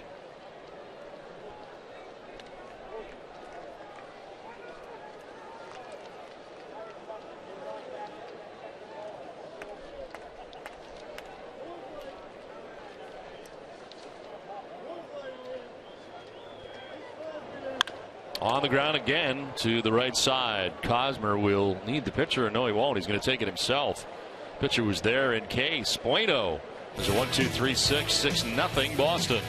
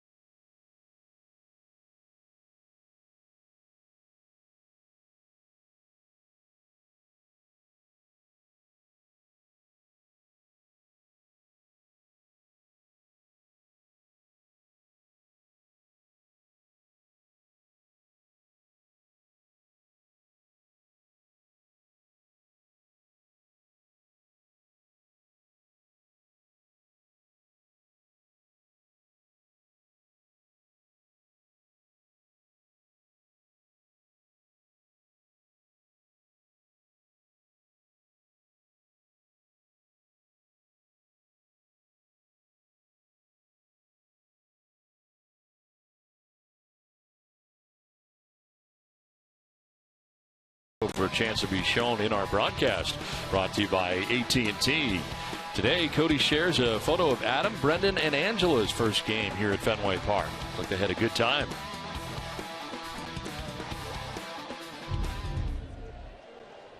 He's having a good time, too. Yeah, how about those moves? Top of the 7th inning, 6-0. John Lester back on the mound again. 91 pitches deep into his outing. Escobar has 2 hits off Lester today. An infield hit in the 2nd to 3rd base, a double in the 5th inning to left in the 5th.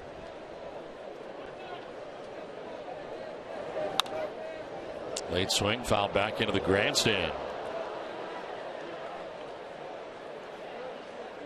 That's amazing. Lester has been so locked in really all year. The record 9-7, not indicative of the way that he has pitched. Just a 2.65 earned run average coming in, and today has given up 0 runs.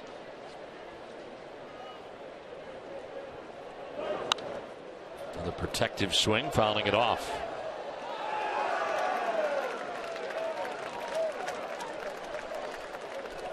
Entering today, month of July, Lester on top, 0.60. He's given up just 1 earned run now in his last 29 innings.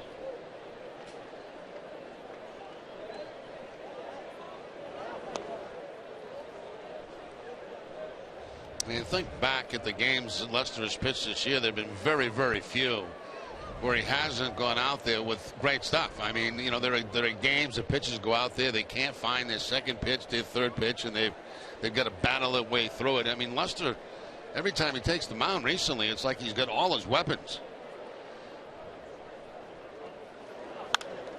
Chop to first as Carp was off the line. He'll take it himself. Lester was there in case, but Escobar retired for the first time today.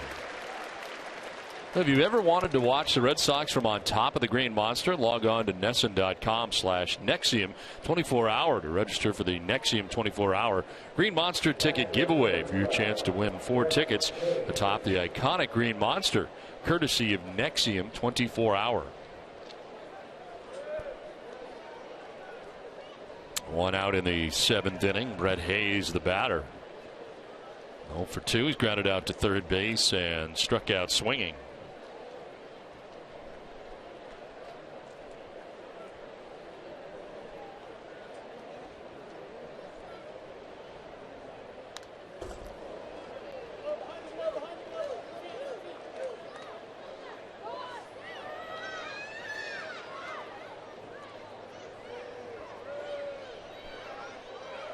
Since the All-Star break of last year, Lester 16-9 with a 2.62 earned run average. Popped up left side of the infield. Stephen Drew started back, now comes in. 2 down.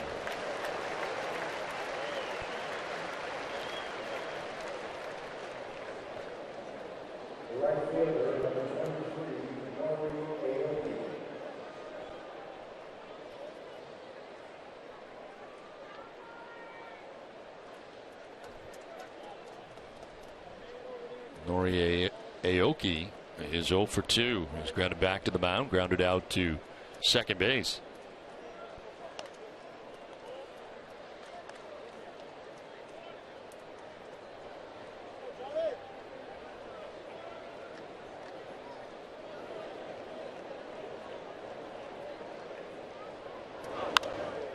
Popped up foul. That'll get back and out of play.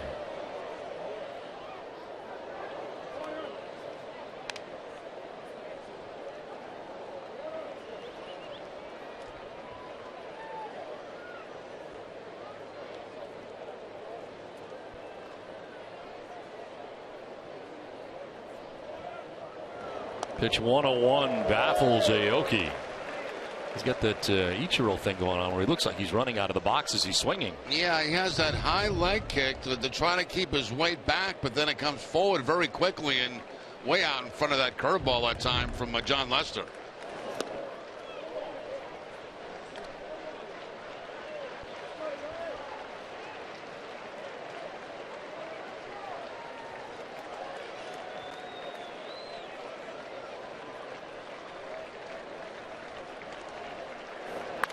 On the ground by the mound towards Pedroia. His throw in time. Inning over. 4-3 on the putout. 7th inning stretch here from Fenway Park with the Red Sox on top 6-0. And we keep it right here at Fenway Park as we take a look at the game summary. Brought to you by Xfinity after 6.5 innings. Ventura started today for the Royals on the hook for all 6 runs. Escobar only a multi-hit day today for Kansas City. On the other side, John Lester has now gone 7 innings, 7 Ks. Daniel Nava, good day, 2 for 3. David Ross with a 2-run home run, his 6th of the year. As the Red Sox enjoy a 6-0 advantage, we keep it right here for God Bless America from Fenway Park. Fenway Park organist Josh Cantor as he plays Take Me Out to the Ball Game. But first, to lead us in the singing of God Bless America, we welcome a 17-year-old native of Middleborough. She is currently Miss Massachusetts Outstanding Teen 2014 and has been a Special Olympics volunteer for the past 6 years. She enjoys cheering on her brother, a Special Olympics athlete and her biggest supporter. Please welcome Courtney Adelman. God bless America, land that I love. Stand beside her and guide her through the night with the light from above, from the mountains to the prairies to the oceans white with foam. God bless America, my home, sweet home. God bless America, my home, sweet home. God Bless America. Nicely done by Courtney Adelman.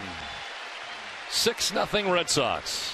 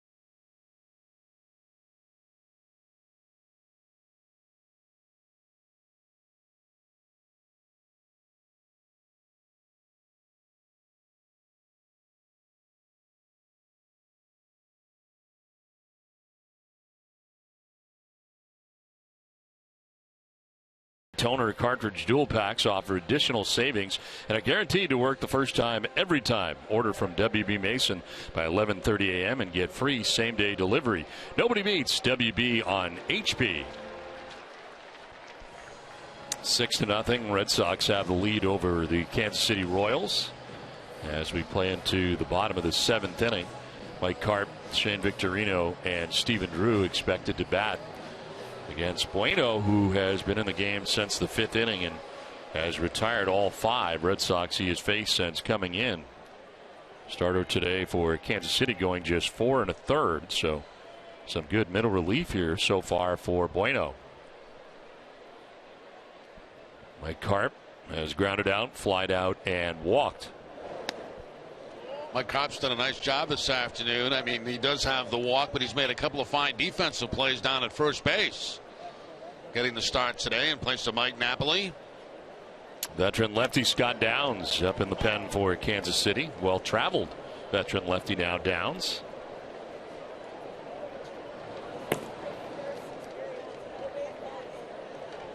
Charge of the loss here Friday.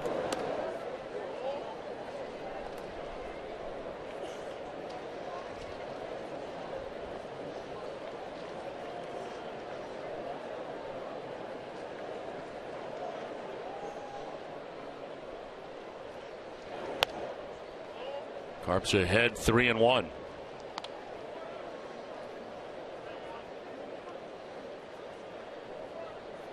Victorino's had a 2-hit day already today. Waiting on deck.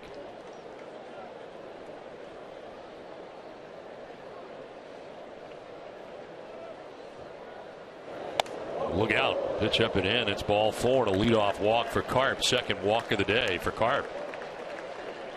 Walk back in the 5th inning. Now this fastball up and in, not even close to the strike zone, under the hands of Mike Carp for his second walk of the afternoon.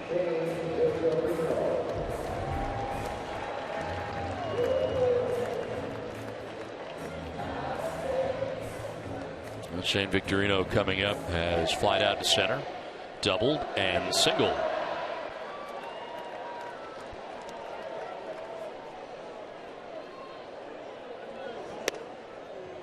And there for strike 1.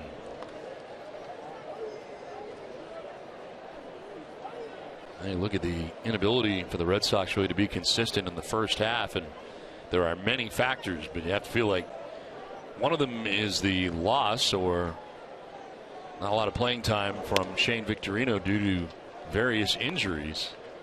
Not the only reason, but certainly one of the reasons that has contributed to what was a very disappointing first half for John Farrell.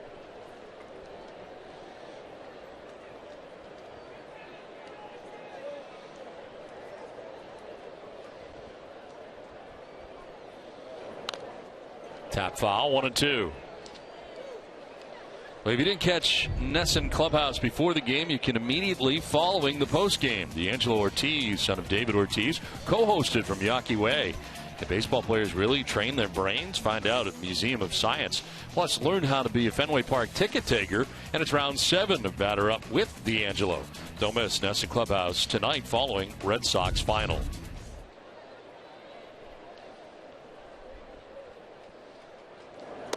Swing and a miss, and Victorino with an off-balance cut there strikes out. First out of the 7th inning. Yeah, those are the pitches that usually give you problems when you don't have a lot of at-bats under your belt, the off-speed pitches, and that time he gets Victorino to chase the changeup away. He did have a double back in the 4th inning on a curveball, but that time the changeup gets him. 1 on, 1 out, and Stephen Drew, the batter. Fly to center in the 2nd, again in the 4th, and then walked in the 5th.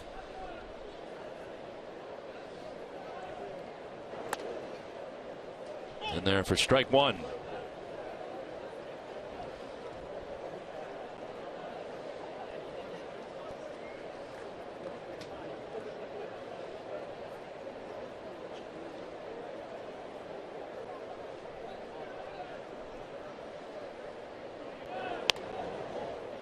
All right, the bottom of the zone. Bueno wanted it, but it is a ball, 1-1. Drops down a little bit to the side with that slider, trying to pick up the inside corner.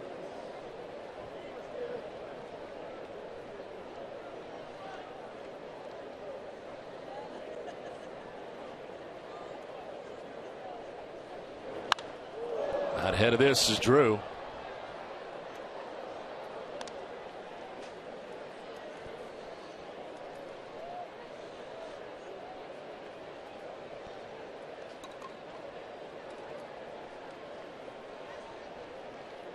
Drew coming into the game 1 for 19 against left-handed pitching.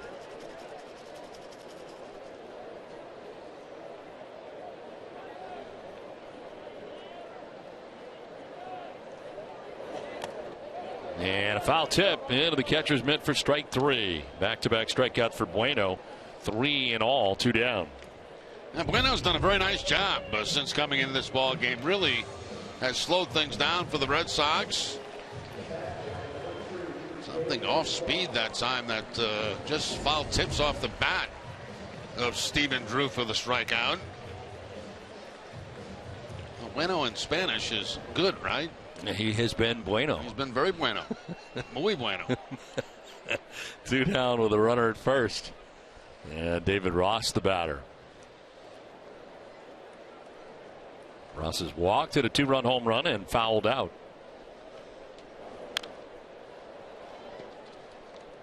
Catch all the second half action on MLB.TV Premium, the #1 live streaming sports service.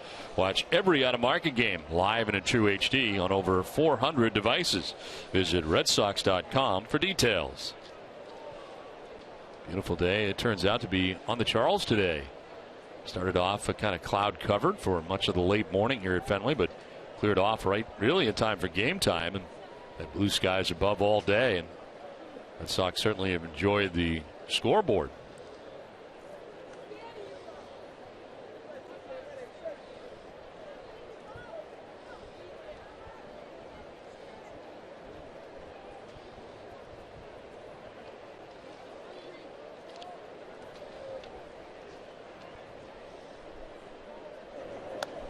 Down and in, 1-1.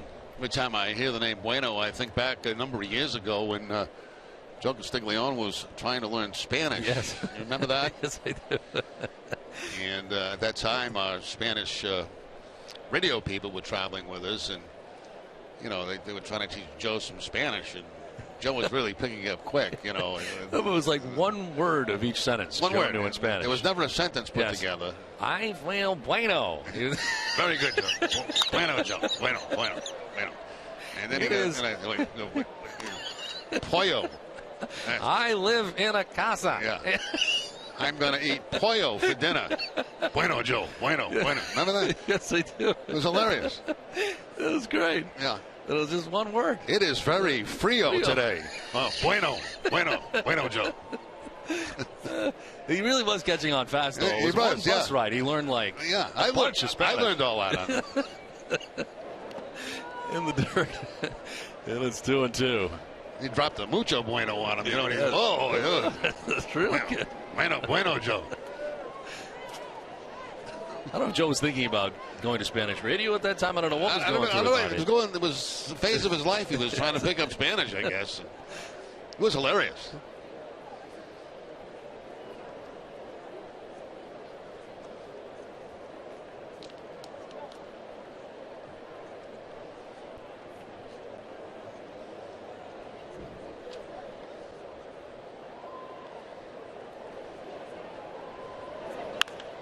Line foul back into the seats. I am now going to go to my casa. Bueno, Joe. Bueno.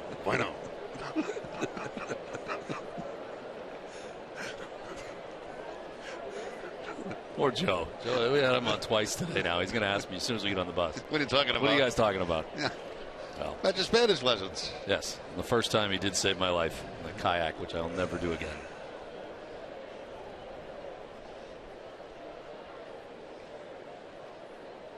Two pitch coming to David Ross.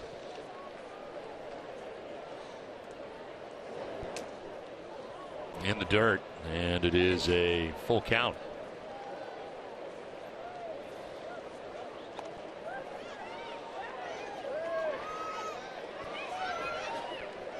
Bottom of the order, Jackie Bradley Jr. has had a good day today. 2 hits, 2 runs scored.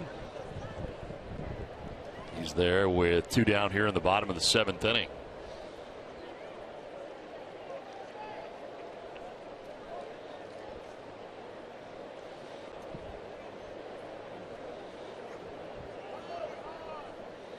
Red Sox will be heading north of the border and to Toronto for the next 4 games against the Blue Jays. 3 in St. Petersburg against the Tampa Bay Rays. Spending some time in the division after wrapping up this series here today. Swing and a miss, and Ross strikes out, and Bueno ends up striking out the side. It is 6-0. Red Sox on top today. USAA would like to pay special recognition to all of our service members at home and abroad. I want to tell you about Texas Radio and the Big D.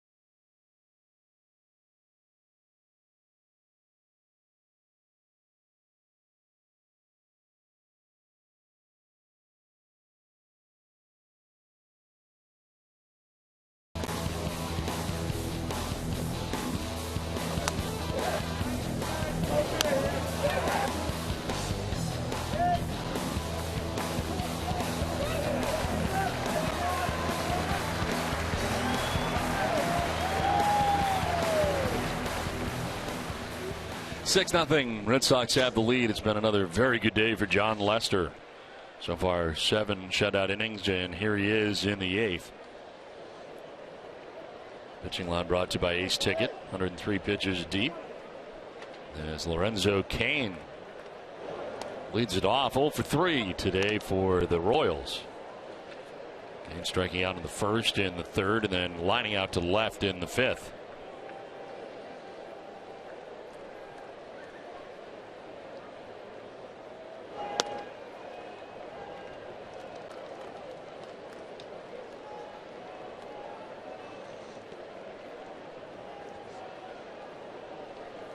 Four in a row retired by Lester, who was only given up 4 hits on the day. And he falls behind the first hitter of the 8th inning, 3-0.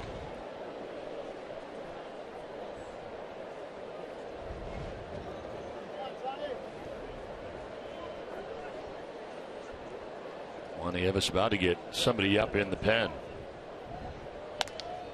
There is ball 4. So down to first base to go Cain. Just the second walk given up by Lester. It's time for a Toyota game break, and Tom Caron on Yawkey Way. TC.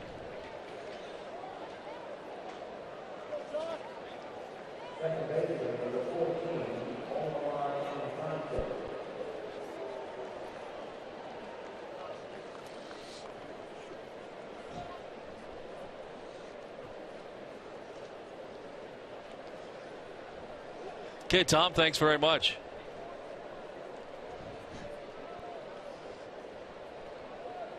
Omar Infante batting with Lorenzo Cain at first base. And strike over the outside corner.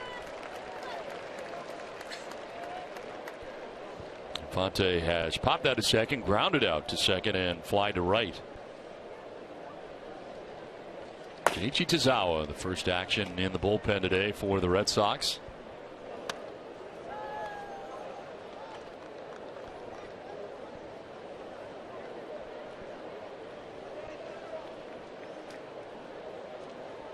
Infante from Venezuela. The Red Sox saw a lot of him as a member of the Tigers. He's also played with the Atlanta Braves, Marlins, back to the Tigers in the last 2 years, and now in Kansas City. Diving it short is Drew. Flips to second for one. On to first for two.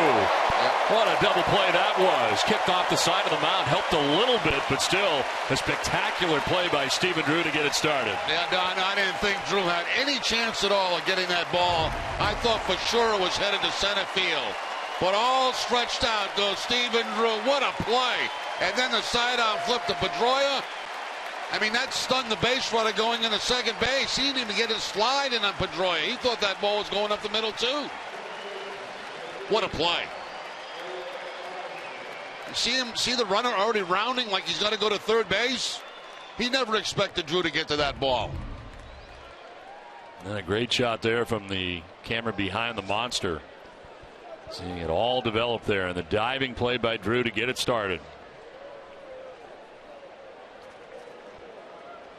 Now Eric Hosmer will take strike one.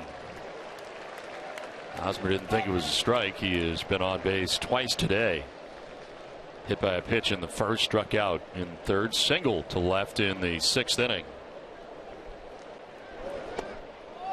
0-2. Well, you just, do everything you can to get as stretched out as far as you possibly can. Hope that ball ends up in your glove. And then what a flip after that. A nice sidearm flip to Pedroia, throws a strike to him, and they pick up the double play. Looking at it from that angle, that ball was really behind him as he dives back to grab it. We get a pretty good idea up here what's going to be a hit, what's not going to be a hit. And that's one that was certainly taken away right there.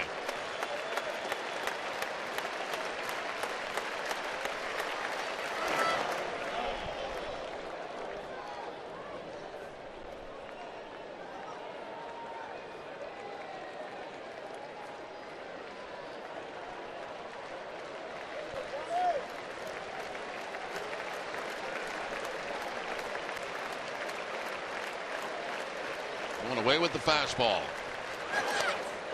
Strike three call. 8 strikeouts for Lester. 8 shutout innings for Lester. It's 6-0. He's getting some help from his friends. Stephen Drew's double play.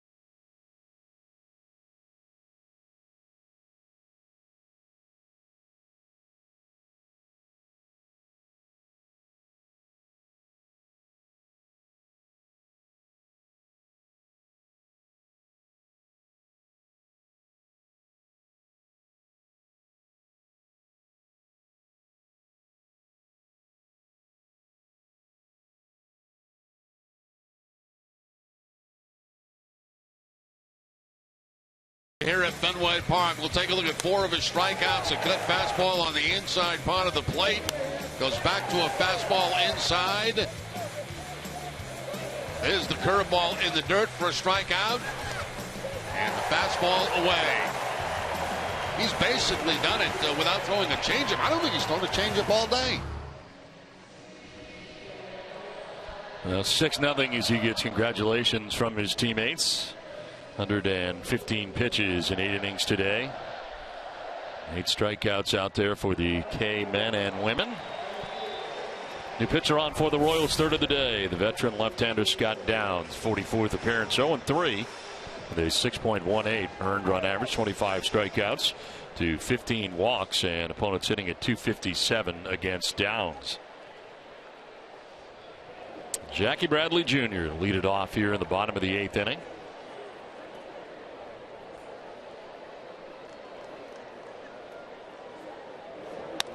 Takes the curveball high for ball 1. Single in the third, a single in the fourth for Bradley, and 2 runs scored.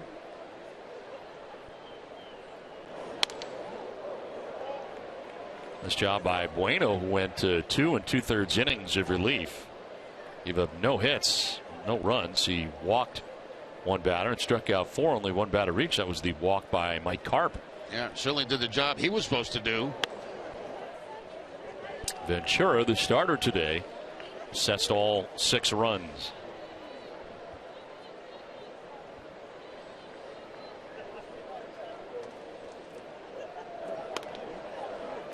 There is ball 4. 4-pitch walk right out of the gate to Jackie Bradley Jr. Third time he has been on today. Lease Ticket, the official Red Sox ticket partner, has the best seats at the lowest prices to all the games at Fenway. All the 200% guarantee. Right now, Ace Ticket has special savings on all Red Sox games. Visit Ace Ticket or call 1-800-MY-SEATS. Leadoff walk for Jackie Bradley Jr. Brock Holt, 2 for 4. Singled twice in the game today, both to right field.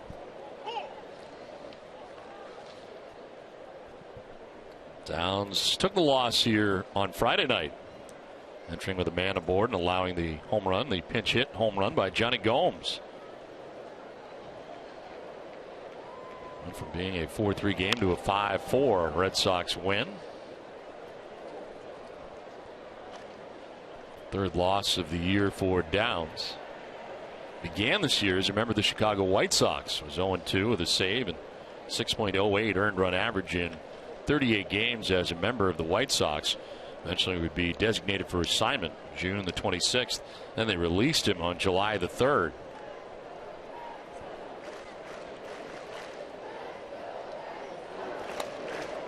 And part of the reason that he has continued to move around is as a left-hander and usually generally gets left-handers out. Lefties in his career hitting at .219 against him, and this year even better for him anyway. .214 batting average.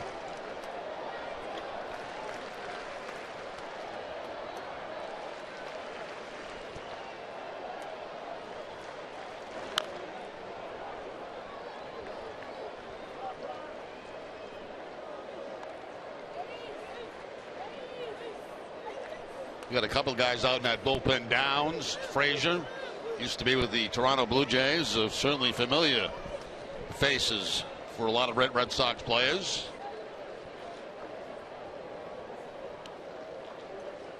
I think Frazier is still the all-time leader in games appeared in for the Toronto Blue Jays. I believe you're right.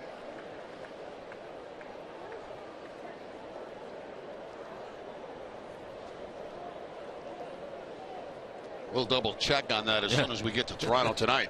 Yes. As soon as we arrive.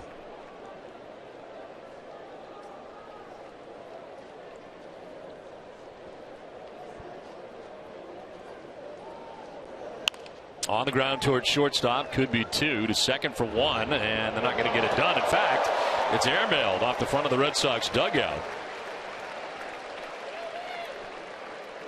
Coming across the bag there, Omar Infante from second base, and they do get the out at second.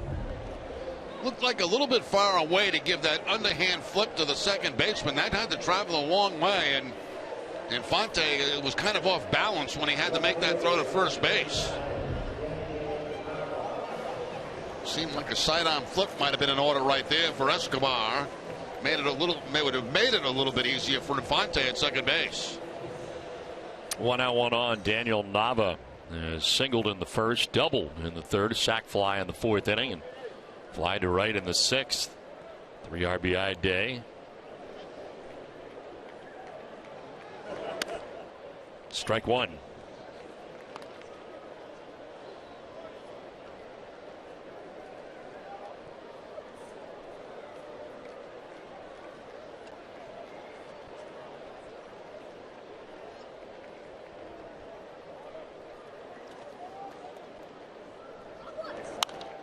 Oh, 2. Enjoy the rich taste of Farmhouse Blend coffee from Cumberland Farms, made from 100% Arabica coffee for the perfect balance of aroma, body, and taste. Stop in today for a cup of do-it-yourself coffee perfection for only 99 cents any size. 1 out, 1 on. Daniel Nava down 0-2.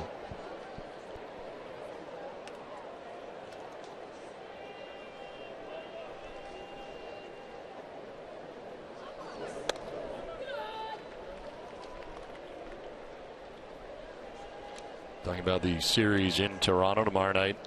John Lackey looking for his 10th win of the year, 9-4, matched up against Drew Hutchison. Right-hander going for the Blue Jays.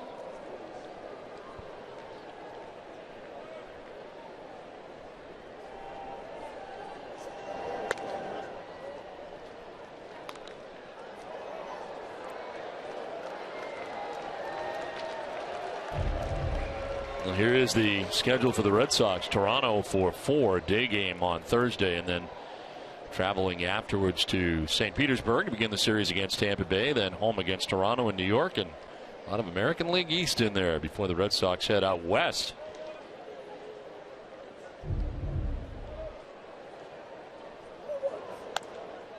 Full count, 3-2.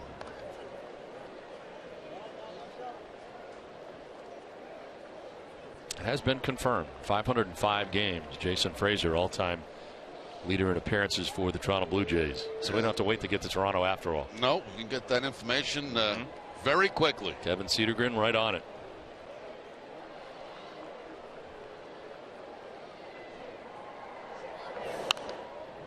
Fouled off to the right. Tune in tonight at 10 for NESN Sports Today, presented by People's United Bank. Jamison Coyle and Leah Hextall will preview Patriots training camp and have the sounds of the week.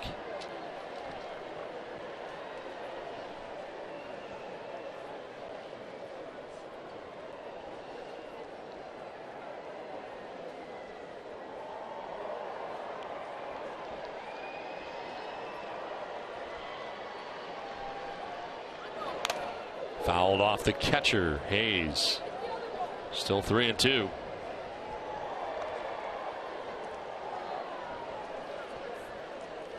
Dustin Pedroia waiting on deck. 1 out here in the 8th.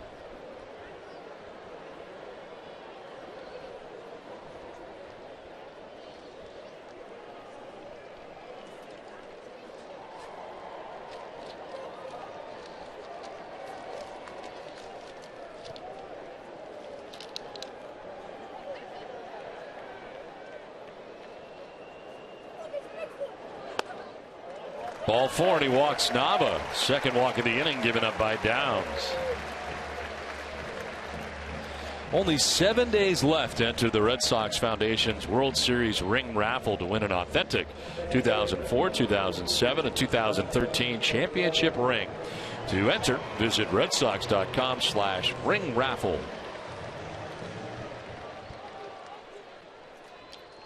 2 on, 1 away. Dustin Pedroia on base 3 times today without the benefit of a hit. Reached on a fielder's choice, got an RBI, walked, reached on an error, and is grounded out.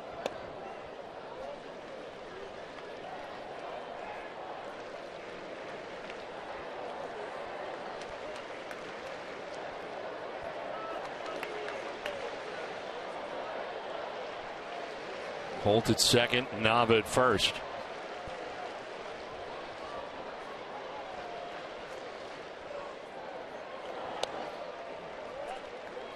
2-0.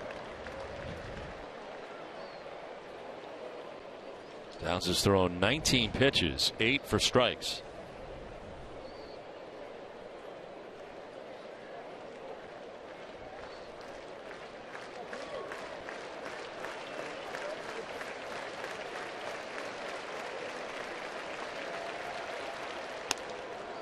That's a strike, and it's 2-1. And just barely a strike, picking up that outside corner. Certainly not a pitch that Pedroia wants to swing at. The count in his favor, 2 balls and no strikes.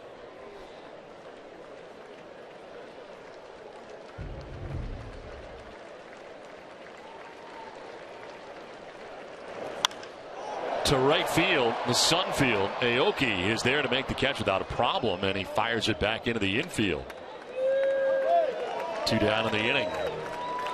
Well, tomorrow at 6, don't miss Red Sox first pitch presented by Men's Warehouse, proudly introducing Joseph Abboud. TC and Eck will preview the upcoming series in Toronto, plus all the latest news and notes from around the majors. That's tomorrow at 6 on NESN. Eck was in Oakland as part of the, I guess it's now 25-year anniversary of the 1989 World Series. The Oakland A's getting together. Of course, that was the earthquake year when they were playing the San Francisco Giants and had all that time off in between World Series games. But they were honoring that team. And Eck was out there last couple of days as part of the festivities. And they were looking forward to having him back there again. Edward Mujica and Shinichi Tozawa both warming in the pen.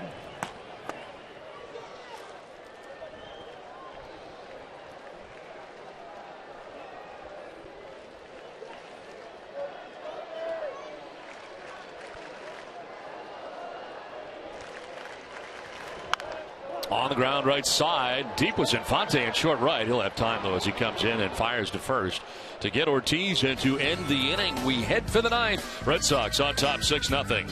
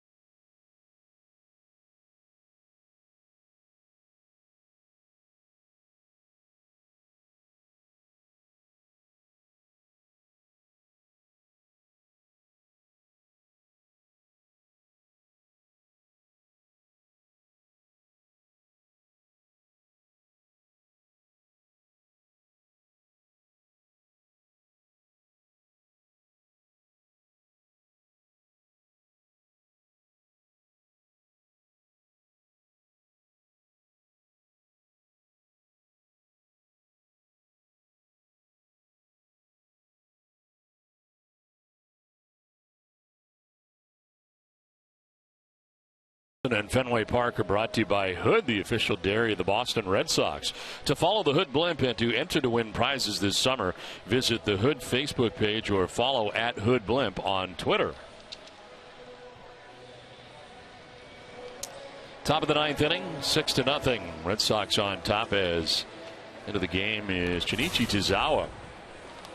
45th appearance of the year, 1-1 with a 2.54 earned run average. 39 innings, 40 strikeouts, 8 walks, and opponents hitting at 260 against Tozawa.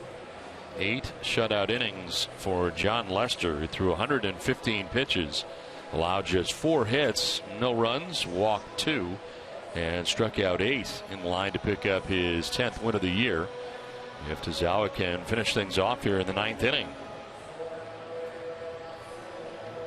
Danny Valencia to lead it off for Kansas City. Singled in the first and fly to left, struck out.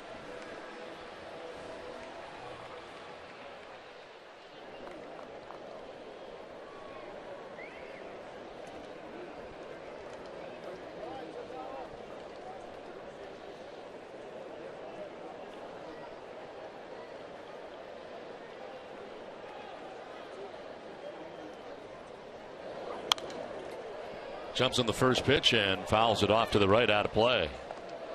Alltown, New England's premier convenience retailer, is committed to supporting the communities they serve. For every home run the Red Sox hit the rest of the season, Alltown will donate $500 to Boston Children's Hospital. Visit alltown.com for an Alltown location near you. Now, David Ross has a home run today for the Red Sox. Part of a 3-run bottom of the 4th inning and a 2-run shot.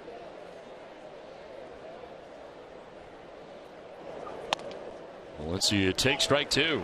Split fingered fastball that time from Tazawa. A little bit higher than he would like, but no swing from Valencia. Tazawa picking up a hold on Friday night against Kansas City through a scoreless 8th inning with 1 hit.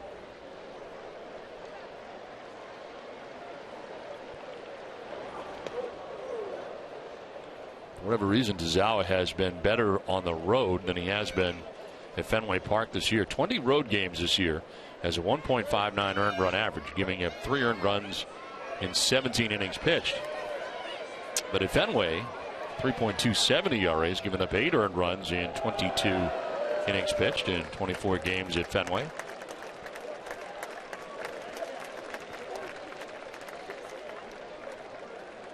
So he's going to try a curveball here, 1-2.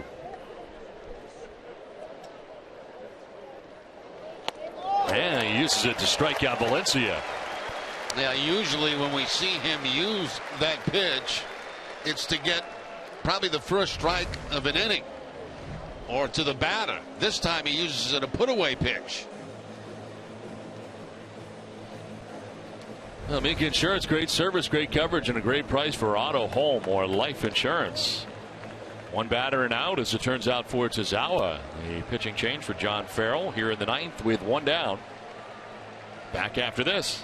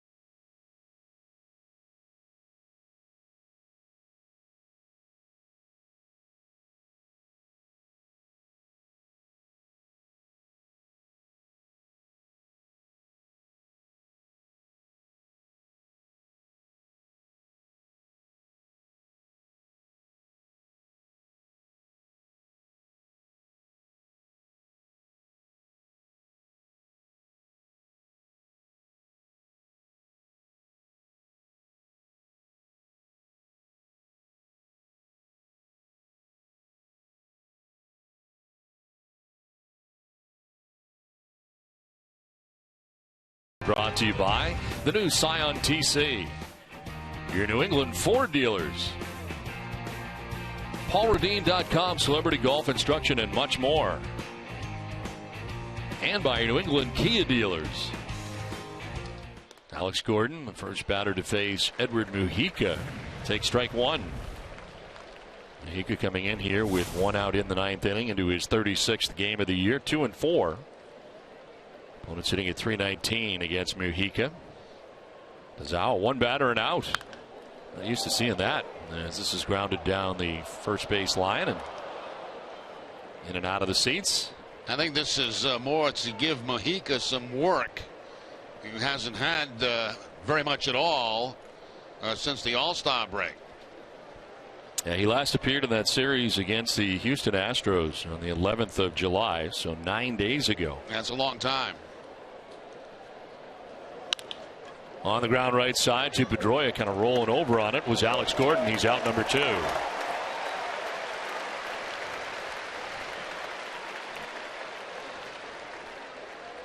So 2 down in the ninth for Billy Butler.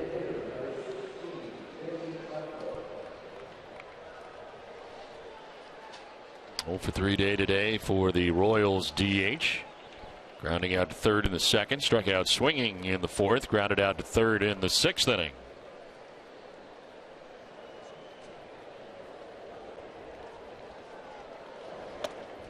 Swing and a miss for strike one, the high fastball. 92 miles an hour for Mujica on this fastball, up, maybe out of the strike zone.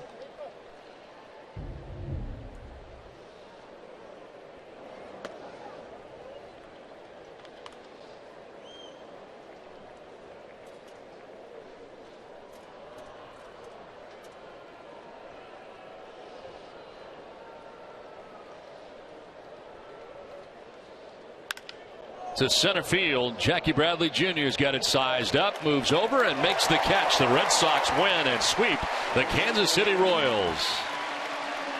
Well, a great start to the second half for Boston as they continue to roll along, and a victory here today. 8 shutout innings for John Lester. 6-0. The Red Sox beat the Royals. We'll step aside and come back with more from Fenway right after this.